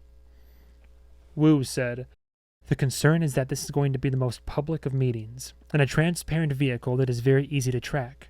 Your angelic protesters may decide it is a good time to make a scene. They shouldn't be there waiting for us, but every minute you spend on board increases the likelihood they, or someone else, will show up. And then everything gets stupid, added Echo. But Rex wants to keep us happy. He wants this thing with the missing women to go away. There's no reason to be anxious about this part. He'll be over the top nice, if anything. My problem, said Zoe, isn't that I'm anxious about this meeting. The problem is I can't get anxious enough about this because there are too many other things to get anxious about. This meeting isn't even the big nightmare on the schedule. That's coming tonight at Catharsis. And between here and there, we have to, I guess, try to solve a serial kidnapping? I mean, are we doing that before or after lunch? Humans have eyes that face forward, like any predator, replied Will, in a tone like this was a classic axiom and not something a serial killer would say while chasing you through a lair full of mannequins. We're designed to focus in on one target, one goal at a time. If too much is going on, it plays against our strengths, just from an evolutionary point of view. Our brains are terrible at multitasking. Juggling threats causes a unique type of stress, and most dysfunctional behavior you see today is just humans doing a bad job of managing it. Okay, then why do people like that crazy butterfly lady make up dangers instead of dealing with what's actually in front of them? Back in my old trailer park, I had a neighbor who found out she had a mass in her lung, then spent the whole time she was dying obsessed with conspiracies about secret government mind-reading drones. It's counterintuitive, but that person likely reduced their total amount of anxiety by focusing on that belief. They're trading 100 tedious internal fights for one big external battle. It actually takes the pressure off. I'm not seeing how that applies to my situation, though. For people in our position, survival is all about prioritizing dangers by what actually needs attention, not by what happens to be engaging our emotions in that moment. You're upset that we're not dropping everything to find the 3 missing girls. But there's a reason for it, which is that there is exactly one long-term threat that needs to be addressed above all else. Solving any of our other problems has to be done with an eye towards stopping Leonidas Damon. Zoe watched passing traffic for a moment before saying, I have a question.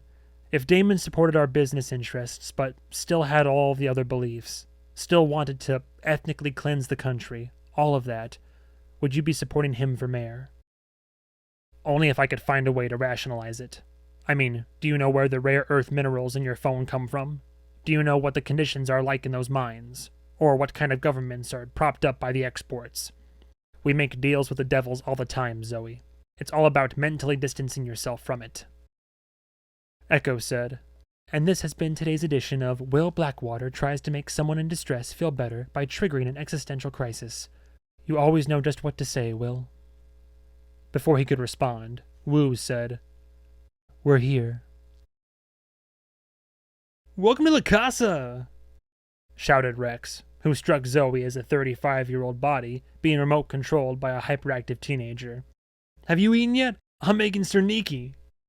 Zoe sat with her back against the glass side of the bus, Echo opposite her, both positioned so they could see what was occurring outside.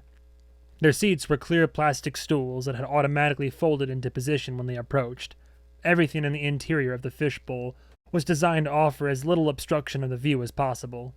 Zoe thought about all the pedestrians outside watching her big, squished butt roll by. I'm not hungry, muttered Zoe. Things are really stressful right now. Will hadn't seemed to think there was anything challenging about this meeting, but it was quickly becoming apparent that the unspoken rules for this one were more convoluted than any she'd attended so far. She felt no need to hide her visceral disgust for the man who had burned the face off a woman and who would, in any kind of a sane society, be sitting in a prison cell. So no, she wanted no part of any food he'd prepared. But why hadn't she just said that, instead of claiming the reason was a lack of hunger? How about some water? He asked, and, without waiting for an answer, retrieved a pair of clear glass bottles from an equally clear glass refrigerator. He held them out to each of them, and, as a reflex, Zoe and Echo took the bottles. They both knew the alternative was creating an awkward moment where Rex held out the offering and they refused as some kind of passive-aggressive gesture. Things would have just degraded from there, with thousands of Rex-loving swing voters watching it occur in real time. He looked Echo up and down. Good Lord, you're like a touched-up photo in real life. Do you remember the first time a guy called you beautiful? No, replied Echo, but I remember the first time I realized a compliment can come from a place of hate. I know what you mean, replied Rex, and Zoe felt her anxiety snake coil around her ribs. You say you're not hungry, he said to Zoe, but it's animals that eat when they're hungry. Humans eat for the experience. I know you like simple, rustic breakfast foods. Have you ever had serniki? I have to get the farmer's cheese imported from Russia. Costs a fortune, but worth it. At the front of the bus, where a driver would be if he had one, there was a currently dormant DJ set up with turntables and lights. With a swipe of Rex's hands, it all folded up into the wall and was replaced by an oven and a range. Another swipe caused a shelf full of cookware to descend from the ceiling. Everything in here is designed to maximize space, said Rex for the camera, and also his guests, if they had cared. My bed is above you. At night, that coffee table in front of you folds out of the way, and the bed drops down so I can get my beauty sleep. How's your scalp healing? I have some ointment. My girlfriend gets it from Tibet. It'll heal anything. Totally natural ingredients. No, thank you. I'm getting treatment for it. From the refrigerator, Rex pulled out a tub of white cheese and a carton of eggs. Guys are gonna like that scar. I'm not even joking. Dudes go for dangerous chicks. This is a Russian dish. My guests love it for brunch. Think of it as a fluffy mini cheesecake, only not as sweet or fatty, more savory, topped with cream and fruit. You're gonna be a catharsis tonight, yes? To kick off the headliners? Word is it's gonna be straight up tit chili. Zoe had never heard that expression before, yet somehow was in complete agreement. We're really pressed for time. Can you say what you asked us here to say? Rex had dumped the clumps of soft cheese into a mixing bowl and was now separating egg yolks and whites, the former going into the bowl with the cheese. Outside, vehicles were slowing alongside them, and onlookers, mostly girls, were waving and yelling at the fishbowl. They were shouting some kind of catchphrase that Zoe couldn't quite make out. "I'm being stalked by one of your people," he said, never taking his eyes off the eggs. "She wears gleaming black armor and rides a motorcycle and likes to lurk in the shadows near wherever I happen to be. I mean, what's the point of stalking someone who lives their life so openly? What can I have to hide? Last night, when we stopped for our dinner experience, I even asked her to come join us. We were cooking pheasant over an open fire while she was parked on her motorcycle off in the darkness. These yellow eyes lit up like a panther. It was scaring the guests. I call her over and she just yells something rude and drives off. What kind of way is that to behave? Especially now, when what we need above all else is unity." Echo, who sat her unopened bottle of water on the glass coffee table between them, said, "So you're saying you have no idea what that's about?" "She seems to think I'm some kind of secret psychopath, someone who preys on women." Zoe thought he'd added a little dramatic lilt to the line, like he was getting interviewed by the cops in an old TV show. His being accused of murder was just the new plotline in his rolling broadcast. While he spoke, he was adding sugar and salt to the cheese mixture, measuring by eye and instinct. In the acting world, they call this giving the character business, some kind of physical activity to make the scene more dynamic. "But you have hurt women before," said Zoe. "Absolutely not. I've never hurt anyone who didn't hurt me first. I've only ever acted out of self-defense." "So the woman whose face you burned off, that was self-defense?" "Oh, I did no such thing and would never dream of it." Rex mashed the thick, pale mixture together with his bare hands, squeezing it through his fingers. "That whole situation was unfortunate. Some fans took it upon themselves to act in response to what Lyra was doing. Now, I will say that I do believe in karma, and, unfortunately, Lyra got back from the universe the ugliness she was putting into it." He sprinkled flour into the bowl, along with a handful of golden raisins. "So you personally had nothing to do with the attack?" asked Echo. "You didn't tell fans to do that, or imply that it would be good if they did?" Rex was now forming the mixture into pucks, coating them in flour. "Do you know the backstory here? I went to Lyra once as a customer. It was average. So the next morning, I did my normal video review." "Wait, you reviewed the sex?" asked Zoe. "Do you not follow my streams? I do sex worker reviews every Tuesday," he said as he added pats of butter and some cooking oil to a hot skillet. "These girls do massive business off my reviews. I get thousands of requests from them, begging me to do them next. I gave Lyra a 4. That's out of 10. She showed no enthusiasm, had poor hygiene, including very bad breath, which is inexcusable for what she charges, and she did this fake laugh every time I made a joke, like she was mocking me. She acted like she didn't want to be there and was condescending to me when I tried to lighten the mood. The physical act itself was forgettable." He added 9 Serniki cakes to the pan, each sizzling as they made contact. The scent of melted butter filled the bus, and Zoe's brain issued a primal command to her salivary glands. "To get revenge on me," Rex continued, "I find out she uploaded a video of her own, full of kink shaming and all sorts of other ugliness, telling other sex workers to stay away from me.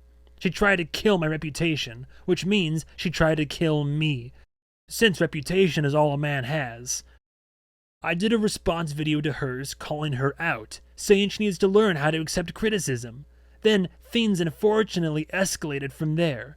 But I had no direct involvement, and if the guys who did it had asked me, I'd have told them to cool it." Echo leaned forward. "But you do understand that—" "Hold on, this part requires concentration." Rex watched as the cakes finished cooking, then plated them in trios, topped with a scoop of sour cream and bright red cherry jam, which added a splash of alluring color that dribbled down the white cream. He carefully placed 2 plates of grilled cheesecakes on the low glass table. The plates each looked like a photograph from a restaurant menu and smelled like temptation. Rex returned to his own dish in the kitchen, ate a forkful of cake, and gave an exaggerated "mmm" for the cameras. Echo, not even glancing at her food, said, "You understand there seems to be a substantial gap in your story. You make it sound like nothing that happened would trigger even a psychopath to permanently disfigure this woman. Do you have a lot of fans like that? The type who are capable of that kind of violence with no prompting whatsoever? If so, it seems like you'd want to be extra careful about not saying anything, even on accident, that might activate one of them. Zoe looked down and was surprised to find she'd cut into the srnicki with her fork. It had just a paper-thin crust that gave way to a cushion of pure, wholesome fat. She told herself not to actually eat it, but she was already doing it. The dish tasted like something you should only have once, on vacation. Then you would spend the rest of your life telling people about it. I don't know they need me to say anything, replied Rex, before his words were momentarily interrupted by his own fork. I think they acted based on what they saw Lyra doing to me. I mean, if you saw your mother being raped, would you need to wait for her to tell you to act, or would you just act? Echo was momentarily speechless. Are you the raped woman in this example? The Rex Army is passionate. We have a code. We believe in bringing beauty in the world, and stopping ugliness wherever we can. Someone like Lyra, they can be beautiful on the outside, but full of ugliness inside. I said on my video, the world would be a better place if you could just look at people and see what they are inside, if what you saw could match what's in their soul. Sometimes, when you put a thought that powerful into the universe, it can't help but become real. I feel sorry for Lyra, I do. I feel sorry that she just has so much ugliness inside her. Just to summarize, said Zoe, you criticized her, she criticized you, then she had her face set on fire and lost most of her eyesight, and you think the ledger is balanced. More than balanced. Even though the attack was not at my hands, I donated $2 million to her recovery, just because my heart went out to her and her family. Whether that will do anything to affect the ugliness inside her is anyone's guess. So if I paid you $2 million, would you let me burn off your face right now? Echo shifted in her seat. She was backdropped by 3 lanes of traffic. Some kids on a scooter were waving frantically at Rex, trying to get his attention. That's not the question, replied Rex, unperturbed. The question is, if you did that, or if you allowed your vigilante to do it, what would the universe do in response? And by universe, you mean your crazy fans. He shrugged, an exaggerated motion for the cameras. Now, I don't want that to happen, of course. I don't want any of it to happen. I want everything to be beautiful all the time. But some people can't handle that.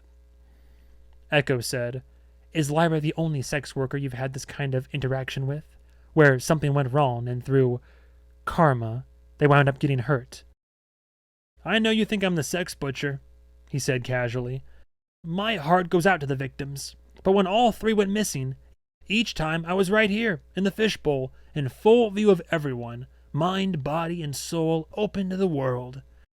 And you never implied to the Rex Army, through roundabout language, that the butchering of these women is something you wouldn't mind having happen, or that it should happen? Absolutely not. I understand why your mind would go there. After all, if my empathy caused me to pay out $2 million for Lyra, what would I pay out to you people for 3 completely dead girls? You see, someone like me, somebody with money and a big heart, and your eyes light up with dollar signs.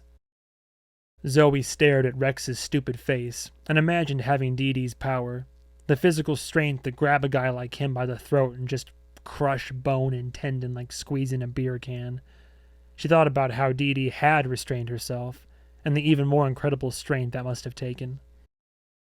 So let me be super clear, said Zoe, about to demonstrate somewhat less restraint. If we find out someone has killed these 3 women, we're not going to be asking them for money. Whatever debt they have to pay will have to be settled between them and their god. We'll just send them to that meeting. Echo, before she could stop herself, put her head in her hands. You sound just like Leonidas Damon, said Rex. Maybe you should be backing him instead. Echo, trying to steer the encounter back into some kind of productive exchange of information, said, What Lyra said that made you so mad, you're saying it wasn't true. The thing about how you like to roleplay murdering women?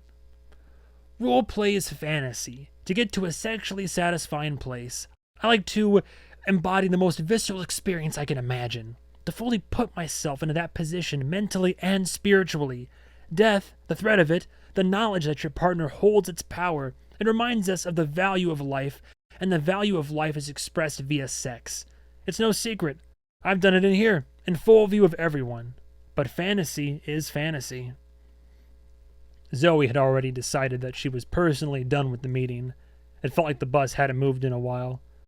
They were heading down Winner's Circle, the main gaming district featuring a cluster of themed casinos, each a spectacular display of truly impractical architecture. They had already passed the medieval castle-themed casino Fort Fortuna, and were coming up on the Lucky Cat Hotel, a 50-story tall golden cat with a left paw that waved slowly in the air like it was helping to swat down an airplane. Across the street was a tower designed to look like it was in the process of being crushed by a giant snake. It was closed. It had been built as a tie-in with a blockbuster movie that had come out a year earlier that nobody had gone to see. "So if you're not ashamed," said Echo, "why did you find it so insulting when she talked about it?" "She misrepresented it. She said I was going to reach a point where I would only be satisfied with real murder. It was a lie, intended to destroy me. And now look, I stand accused of these other crimes because of it. The ugliness she put into the world just grows and metastasizes. Hopefully, she'll see all the turmoil she's caused and learn from it. That's all we can do." He focused on finishing his brunch. "You call your fans an army," muttered Zoe, staring out of the transparent wall of the bus, already feeling drained by the day. "But if you were gone, are you sure they wouldn't immediately forget about you and glom on to some other personality?" "I get messages every day from fans saying I saved their lives, just by being a voice, a face, a spirit they can look to and lean on. They live by my code of bringing beauty into the world, of opposing unfairness and injustice in their everyday lives. Your people can kill me, but don't think for a moment they can kill the movement. The positive energy my people represent. You want to talk about power? That's real power. Don't mess with it." He came and collected Zoe's plate, noting that she'd eaten one of the cakes and part of another. "It's good, right? Look, guys, we're all on the same team, aren't we? We all want to see Alonzo win on Tuesday and to keep this city free. And more importantly, we have the same obnoxious enemies." He was gesturing toward the back of the bus. A flock of angel drones were buzzing their way. Echo said, "We're done here anyway. Can you find a place for us to disembark that won't turn into an incident?" Rex took a bite of Zoe's leftover serniki, pointed with his fork, and said, "No worries. The Rex army's got your back." 6 of the flowing angel drones were flying in over the stopped traffic, accusations and lamentations booming from their speakers. Under their angelic shouts, though, was the sound of boos and hectoring from the bystanders. It was clear that the fans in the nearby vehicles weren't just coincidental passing traffic. They knew the route and had been following the fishbowl convoy. Others could be found on the sidewalks, either having spotted the bus from blocks away or having just tracked its position on Blink. A flash mob of Rex army members had materialized, and they were in no mood to have their morning ruined by a bunch of sanctimonious hobby drones. Somebody chucked a shoe at one of the angels. Somebody else threw a full cup of coffee. Now the angels, 3 of them bearing the faces of missing or dead women, were being pelted with trash, and Zoe was watching it happen while, as far as any witnesses were concerned, she was enjoying brunch inside the luxury tour bus of a known predator. Before Zoe could say it, Echo stood and said it for her. "Open the doors. We're getting off." "But you haven't touched your food," said Rex. 2 women are in a closed space with you and demanding to leave. Demonstrate now for the world. Will you comply with that demand, or will you keep them locked in against their will to gratify some fetish for exerting power?" They stared each other down for a moment. Then Rex ordered the doors to open. Chapter 14. "Before we go any further," said Zoe, "I just have to ask, is there a political faction in this city that doesn't have any weird creeps in the upper echelons?" They were back in the sedan, having taken a right turn to get away from the fishbowl convoy. They hadn't gotten far, thanks to traffic that really was even worse than usual. Ever since moving to the city, Zoe tended to laugh out loud at action movies and cop shows that portrayed the heroes just instantly teleporting to the next thing via a single edit. In the real world, all it took was one stalled vehicle or some stupid standoff between 2 road-raging drivers, and you'd feel the effects for 8 blocks. It was a miracle, Zoe often thought, that society functioned at all. "This nation was built by weird creeps," replied Will, dipping into his vast arsenal of deeply alarming reassurances. People who don't care about social norms get things done. Unfortunately, you can't perfectly tailor which norms they're going to adhere to and which they're going to break. It was a problem 1,000 years ago, and it'll probably remain a problem 1,000 years from now. Ambition comes from voracious appetites, and appetites come in all flavors. I mean, that's the basis of our business. I'm not saying that people at the top are all sex predators, but they're all predators of some sort. The existence of those people isn't as scary as the fact that they have loyal fans. It's all the same, said Echo. Rex has built a life for himself where he's not bound by rules. Certain people see that, and their imagination dazzles with the possibilities. What if I, too, could actually follow through on my worst desires, unimpeded? So you're saying no scandal or bad publicity can ever bring him down? Oh, I'm sure his fans would abandon him if something truly bad came out, but they dismiss any accusation as hearsay against their god. You'd have to do it right in front of them, and it'd have to be bananas. A chime sounded. Dee Dee was calling in, a foot-tall hologram appearing on the car's center console. As a greeting, she said, I try to watch your meeting live, but frankly I can't stand to listen to that man talk. Echo said, Zoe and I are both measurably worse people for having spent time with Rex. But for what it's worth, I don't think he did it. The 3 missing sex workers, I mean. We established that he probably could have done it. Maybe even that he'll inevitably do it someday. But I don't think pursuing Rex will lead us to Iris, Violet, and Rose. Why? It seemed to me like he intentionally picked when to make his move, knowing that the political situation would keep us off his back. Honestly, he just doesn't have time. I've scoured his schedule, and it's true that he's not on camera 24 hours a day, but this kind of killing takes more spare time than he has. Not just what he'd be doing with the victims, but the stalking, the planning. Then where are they? Asked Dee Dee's digital ghost. They need to be found, and this whole thing really feels like a side project you people are squeezing in between meetings. Will shook his head. No, it's all connected. The way this has been staged, the way the information is rolling out. It's all about influencing public opinion. They showed us one supposed victim yesterday. The election is in 2 days. So I'd be shocked if we didn't get something new in by...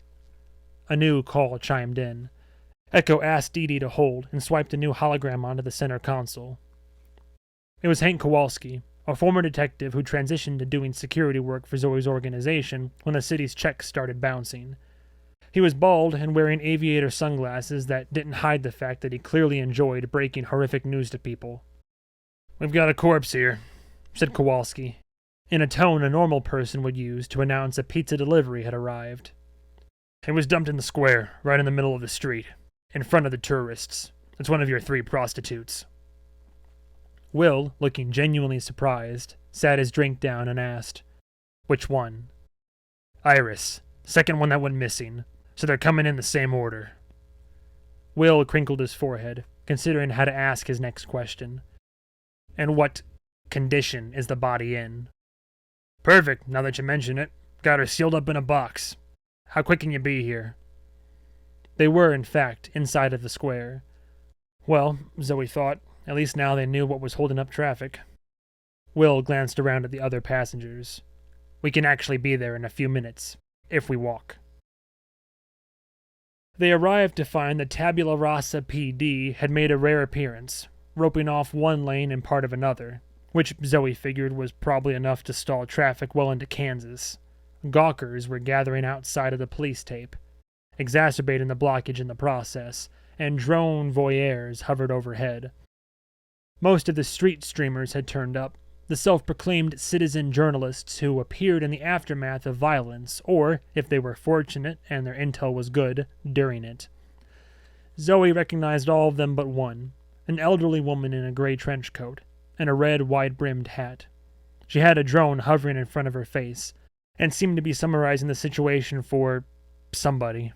Her grandkids? Zoe, Will, Wu, and Echo had made the walk to the crime scene relatively undisturbed, with only one guy shouting at Zoe, asking if he could pet her cats, so that was a meme now apparently, and 3 males who did a double take at the sight of Echo, which was the normal amount. They ducked right through the yellow police tape without so much as a disapproving look from the street cops. At the center of all the commotion was a single detective kneeling over a glass box containing a woman's body. The woman, Iris, was nude and free of visible wounds. She lay flat in a box that was smaller than a coffin, barely big enough to contain the petite woman inside, as if it had been custom made. The body was being presented like a piece of merchandise, and, just in case the onlookers didn't make the connection, on the side was an oversized supermarket label that said 1,864 ounces, clearance $6.16, followed by a stamped expiration date, today. The detective kneeling over the glass box was, in fact, Hank Kowalski, who was in no way employed by the city of Tabula Rasa. Zoe didn't know if he had used the suit's influence to commandeer the investigation, or if he had just jumped in after no other detective showed up. He was feeling around the edges of the box, trying to find some seam or other way to open it. None were apparent. Will glanced over the box and said, "You're not worried there's a bomb sewn into the abdomen? Maybe this is designed to lure us all in and then blow us to pieces with polymer shrapnel." "I like to live dangerously," grunted Kowalski. "How did it get here?" "A truck stopped, opened the rear doors, tipped it out, and drove away." Zoe said, "And we weren't able to track the truck? In a city with 20 million cameras and thousands of drones swarming around?"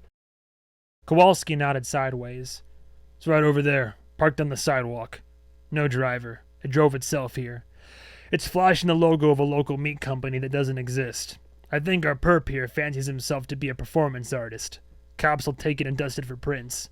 They got it roped off to keep the tourists away." Zoe leaned over the box and looked the girl in the face. Iris had black hair, like Zoe's, puddled under her skull. She wore a peaceful expression. She could have been asleep to a casual observer. Zoe looked over Iris's naked body and wondered what part of it she had hated in the mirror. Then she was suddenly aware of the spectators and drones and all the other curious cameras, eyes on top of eyes around them. She asked, "Is there any evidence to be taken from outside of the box?" "So many tourists had handled it by the time I got here that it'd be hopeless, even if the perps had been careless," said Kowalski. "Whatever we get, we'll get from the corpse inside." "The tourists were, what, taking pictures with it?" Kowalski gave her a strangely offended look. "They were trying to get it open, Zoe, to help her, if they could. The city's full of weirdos, but they're not monsters. But yeah, they were also taking pictures with it." Zoe turned back to Will. "Give me your jacket." "Why?"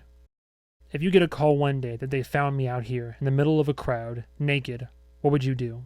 Would you just let people stare?" He took off his jacket and laid it over the box, covering the top half of the woman's nudity. Wu, without a word, removed his jacket and covered the bottom half. Kowalski stood. "We gotta load it up and take it somewhere we can cut into it without damaging the corpse. It's not gonna be easy to get in, which I'm guessing was part of the point.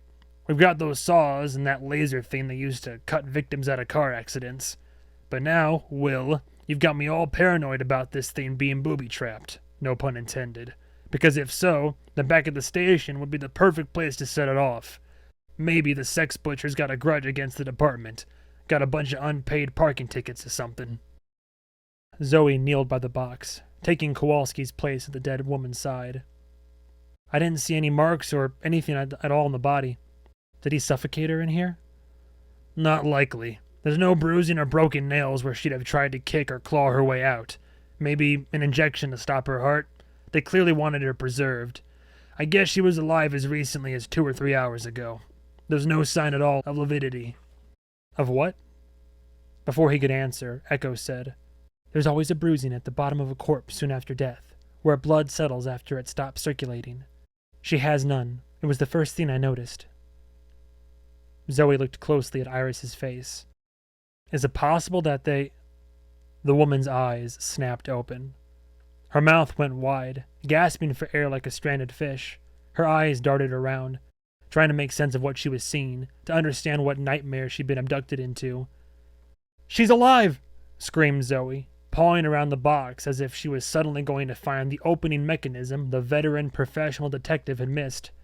"Get her out! She can't breathe! Get her out!" The gawkers gasped in response. The old woman streaming the event whispered to her audience with extreme urgency and gravity. The men around Zoe stood frozen, seeming unsure of what to do. There was a large rock and a hunk of broken pavement nearby, apparently what the bystanders had used to try to crack open the case before the cops got there. The only evidence of their work was some white scuff marks in the middle of the box. "We don't have to get her out," said Echo. "Right now, we just need to make holes so she can breathe." Kowalski spun around to one of the beat cops. "One of these vehicles has got to have tools in it." He pointed to the rows of stalled traffic around them. "I see a van for some kind of contractor, and there's a tow truck. Somebody's got to have a saw, a blowtorch, something. Go, go!" The woman slapped and pressed on the box in a blind panic. Will said, "Considering they make some polymers stronger than titanium, it would be a ridiculous stroke of luck if anybody had something capable of penetrating it." "If you've got ideas," grumbled Kowalski, "I'm all ears, Chief. If this is made up of what I think it's made up of, you need a military-grade railgun to crack it." Will nodded to Wu, who took off running in the direction they'd come. Kowalski asked, "Where's he going?" "To get our military-grade railgun from the trunk of the car." The sedan's autopilot had been set to just keep creeping along in traffic until it reached them. So, in theory, it should have been at least somewhat closer than when they'd left it to proceed on foot. Zoe put her hands in the box and shouted, "Can you hear me? You need to calm down and preserve your air. We're getting something to open this." Kowalski muttered, "I don't think this is going to work. Whatever your guy comes back with, if it's enough to crack this thing open, it's also enough that the shock of the impact will pulverize the contents. That kind of energy would be like a big boot kicking a beer bottle across the street. You got a cutting tool? Or, I guess what I'm really asking, do any of your people have some kind of energy-based cutting tools embedded in their bodies?" He was looking at the running Wu when he said it. Will shook his head. "Not to our knowledge." "We have stuff at the estate," said Echo. "How long will her air last?" The woman had not, as far as Zoe could tell, taken her advice to calm her breathing. If anything, she seemed to be hyperventilating. She screamed for help, but barely any sound escaped the box. "She won't last long enough for you to go and come back, and we don't even know how long she's been in there." "Can we hijack a helicopter?" asked Zoe. "Scoop up the box and race it to the house?" Will shook his head. "If she dies in our custody, they'll say we murdered her. I don't give a shit." Soon, Wu ran up carrying the railgun, a gadget spat out of Santa's workshop that looked like a combination of an assault rifle and a giant prehistoric centipede. It was designed to release an ungodly pulse of electricity along a rail that carried with it a thin projectile that would then fly out at several times the speed of sound. If fired at a car, the vehicle would barely slow down the projectile for whatever thoroughly doomed target was behind it. Wu, who had clearly been thinking about this during his sprint back from the sedan, said, "I can adjust the power. We can try to lower it, and if it doesn't crack, go up in increments." Kowalski said, "That projectile has to go somewhere. If it ricochets into this crowd of bystanders, it's going to paint the street with their guts." "Then what do we do?" shrieked Zoe. These people loved to tell you why your ideas were bad without offering any of their own. The imprisoned woman's eyes locked onto Zoe's, pleading. Tears were streaming down her temples. Will studied the box, narrowed his eyes. "Have you tried looking underneath it?" Instead of answering, Kowalski kneeled and said, "Help me tip it on its side." Will and Zoe joined in, trying to get their fingers under it. "We're going to roll you over," said Echo to the boxed woman.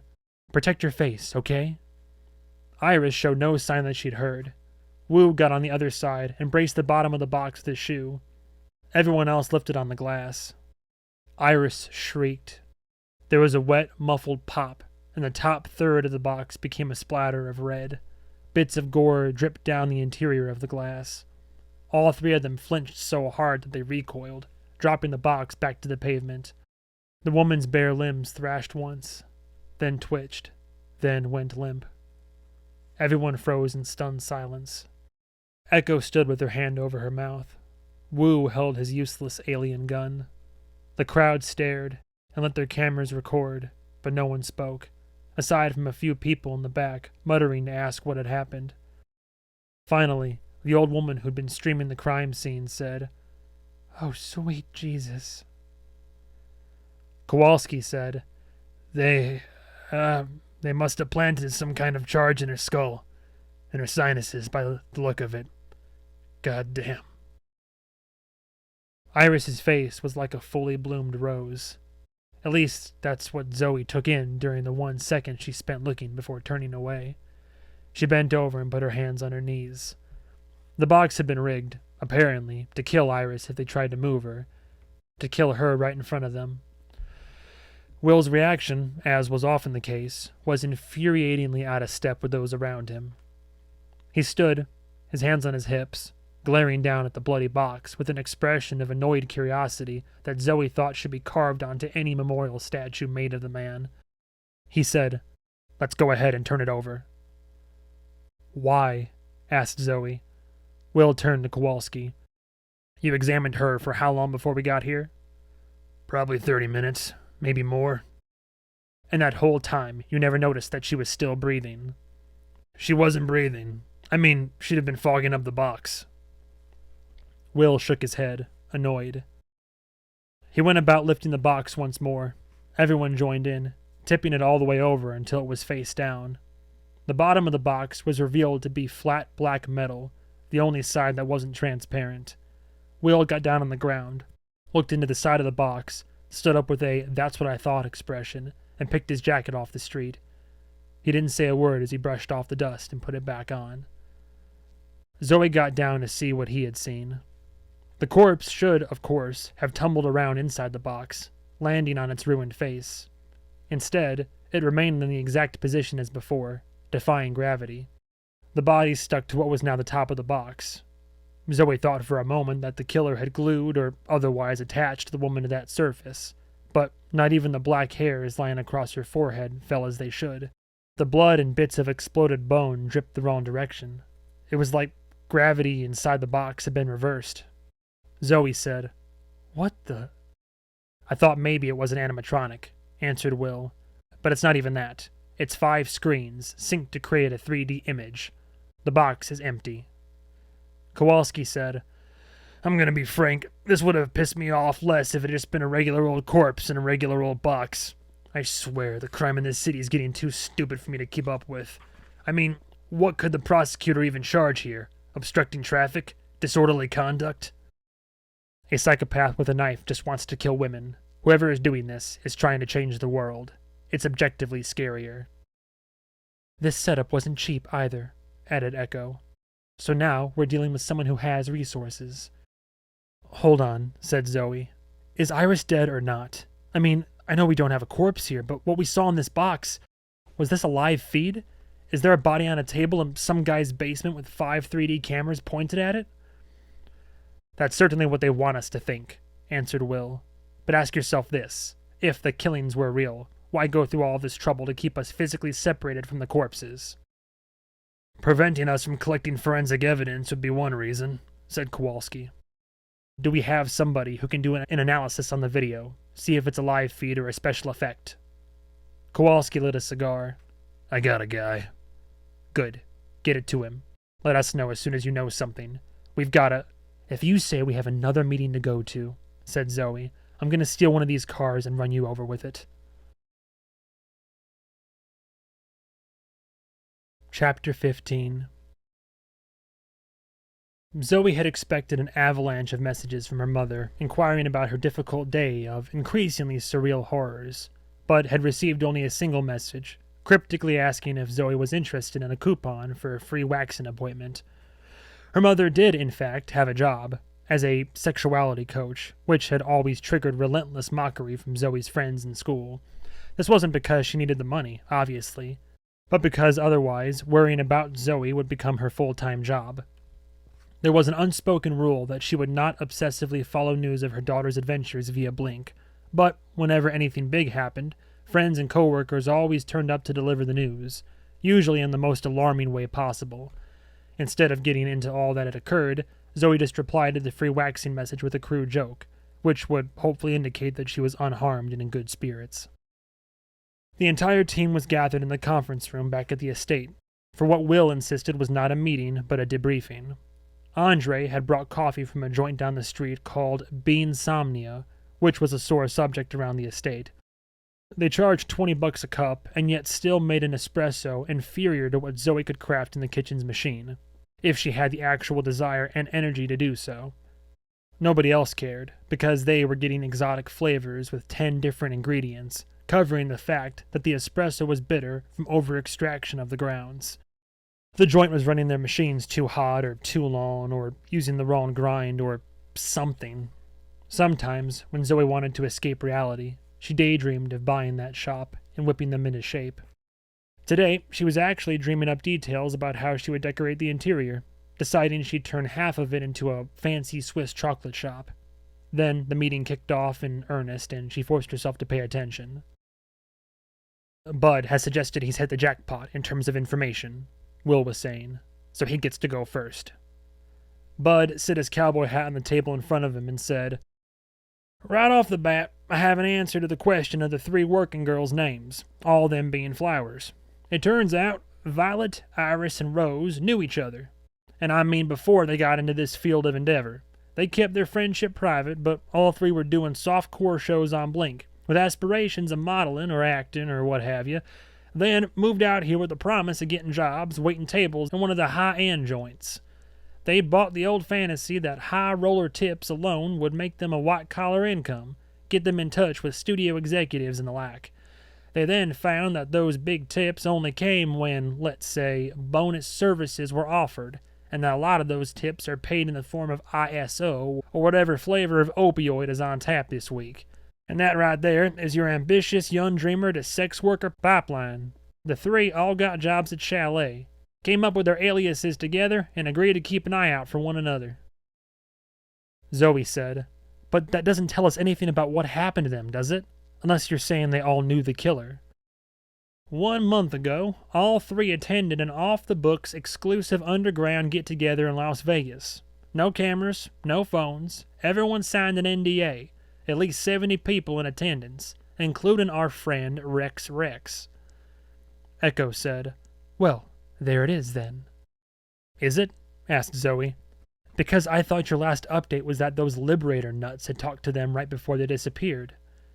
Bud nodded. "They did, along with virtually every other prostitute, escort, and masseuse we employ. Their strategy is to just blanket the city with their message of salvation, so that connection might not be meaningful, and of course it's possible that neither is." "Then I don't see how this information is helpful." "All information is helpful, even if it's not yet apparent how. But I also knew that wasn't enough to drag everyone into a meeting, so I do have more. I had a little visit with Handsome Cho." "Who?" "A tattoo artist. I won't bore you with the details of how I found him. Basically, I followed a chain of about a dozen lowlifes who repeated the same rumor until I arrived at the source. But 5 days ago, Handsome Cho was hired to tattoo a corpse. Specifically, he was told to apply Violet's tattoos to a dead body, and was paid very well to do the job and to stay quiet about it." Bud moved his hat, summoned a series of stills onto the table's built-in display, and zoomed in to specify body parts. Zoe noticed he'd carefully cropped around any blood and gore. He narrated as he swiped through 4 tattoos.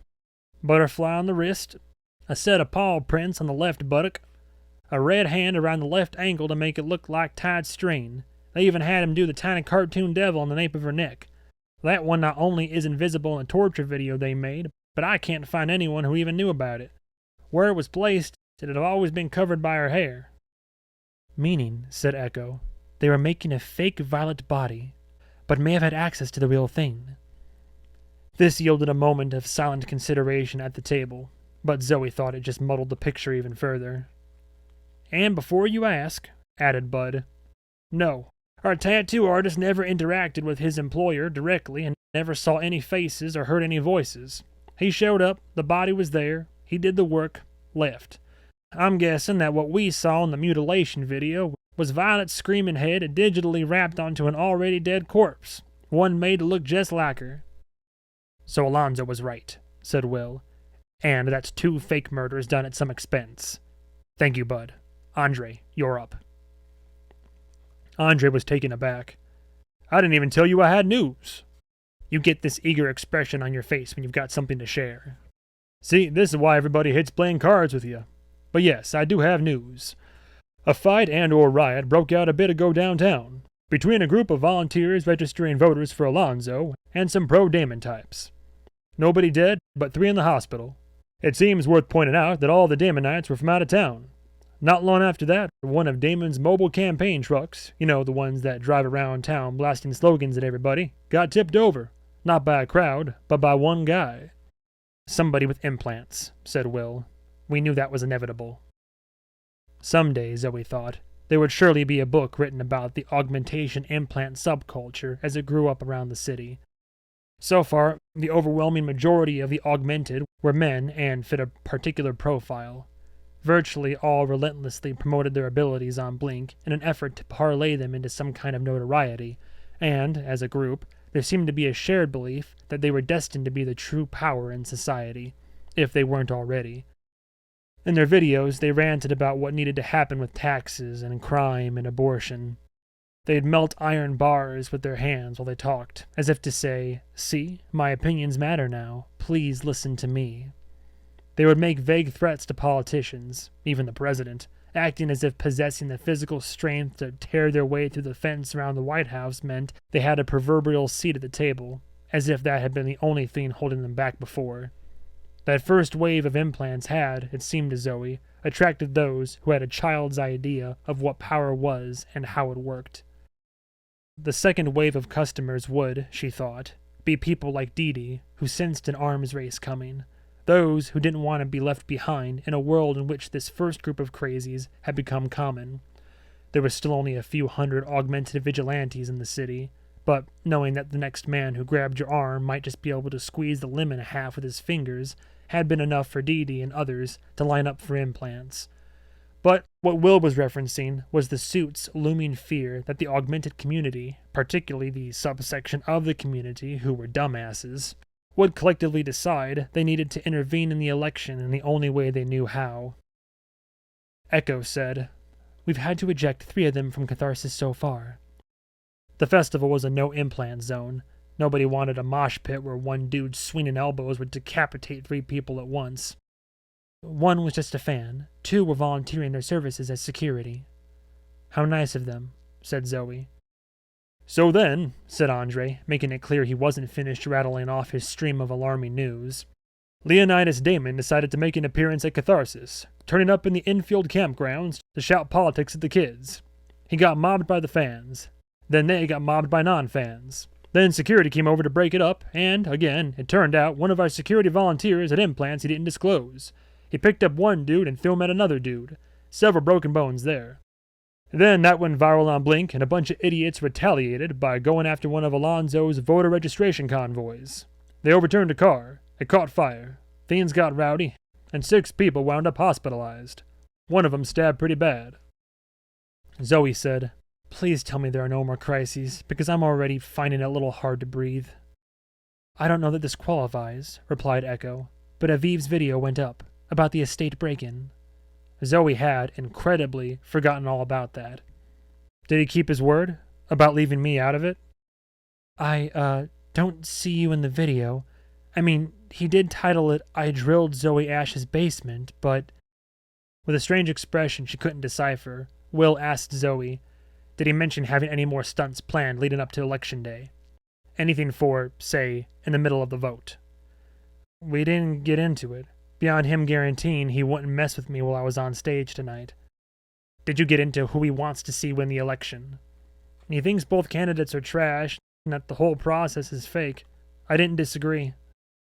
"Everybody thinks that, including the candidates. But when it comes down to it, one of them is going to win, and so everyone eventually has to choose. Did you get a sense of how he's leaning?" "No, Will. Why are you asking?" Will, in his infuriating way, responded by not responding. "Wait, you don't think he's behind this thing with the 3 women, do you? Even if it's a hoax, it's not his kind of hoax." "But we don't know where the hoaxer is going with it. We don't know what punchline they have in mind." "So you think he would traumatize these women's families in the name of some kind of performance art?" Echo said, "Can you ask him?" "Guys, we didn't exchange contact information. If anything, we should be thinking about how this last body was dumped within shouting distance of where we happen to be sitting in traffic, a block away from where Rex dropped us off." Will said, "All that required was knowing our schedule, and your man's entire basement drilling operation was based on knowing it in extreme detail." "He's not my..." Zoe's phone chimed with an incoming message. She pulled it out and checked it under the table. It was Aviv. "Did you see the video?" Keeping the phone out of view, she replied, "Not right now. In a meeting." Echo, steadfastly ignoring what Zoe was doing, said, "Well, whoever is behind it, they've made a mistake. Their operation is too big. Bud just proved that.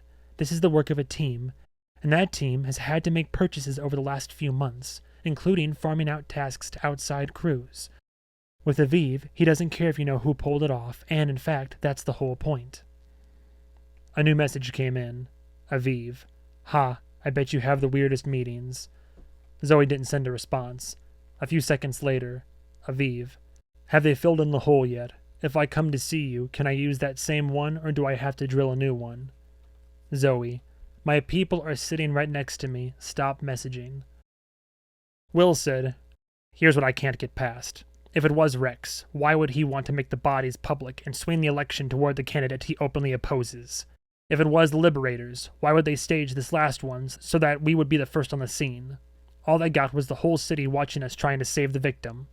How does that feed the narrative that we don't care about these women?" A new message chime notified Zoe that Aviv did not obey her request for silence. Aviv. "Are you ashamed of me? Afraid Will wouldn't approve. Invite me to dinner. I'll wear a suit and slick back my hair. Tell him my intentions are honorable." Zoe had no response for that. Echo said, "Well, they wanted us to look helpless, right? So how about this? The killer keeps taunting us and pulling public stunts until the election is over. And then, if Damon gets elected, his new police force, or whatever authoritarian nightmare he has in mind to subdue the city, will rapidly catch the killer and end their reign of terror. There you go. A perfect demonstration of his law and order prowess." Aviv. "Would it help if I came and filled in the hole? The machine has a reverse button on it, and I assume that's what it does." Will rubbed his chin, as if it contained a little wheel that made his brain work. "That's the obvious move. Too obvious, I say. A straight false flag to boost the anti-crime candidate. Feels Bush League." Zoe looked up at him. "You think somebody spending hundreds of thousands of dollars to stage a serial killer hoax is too straightforward of an explanation? Jesus, I have to get out of this city." While she was speaking, she was typing a reply.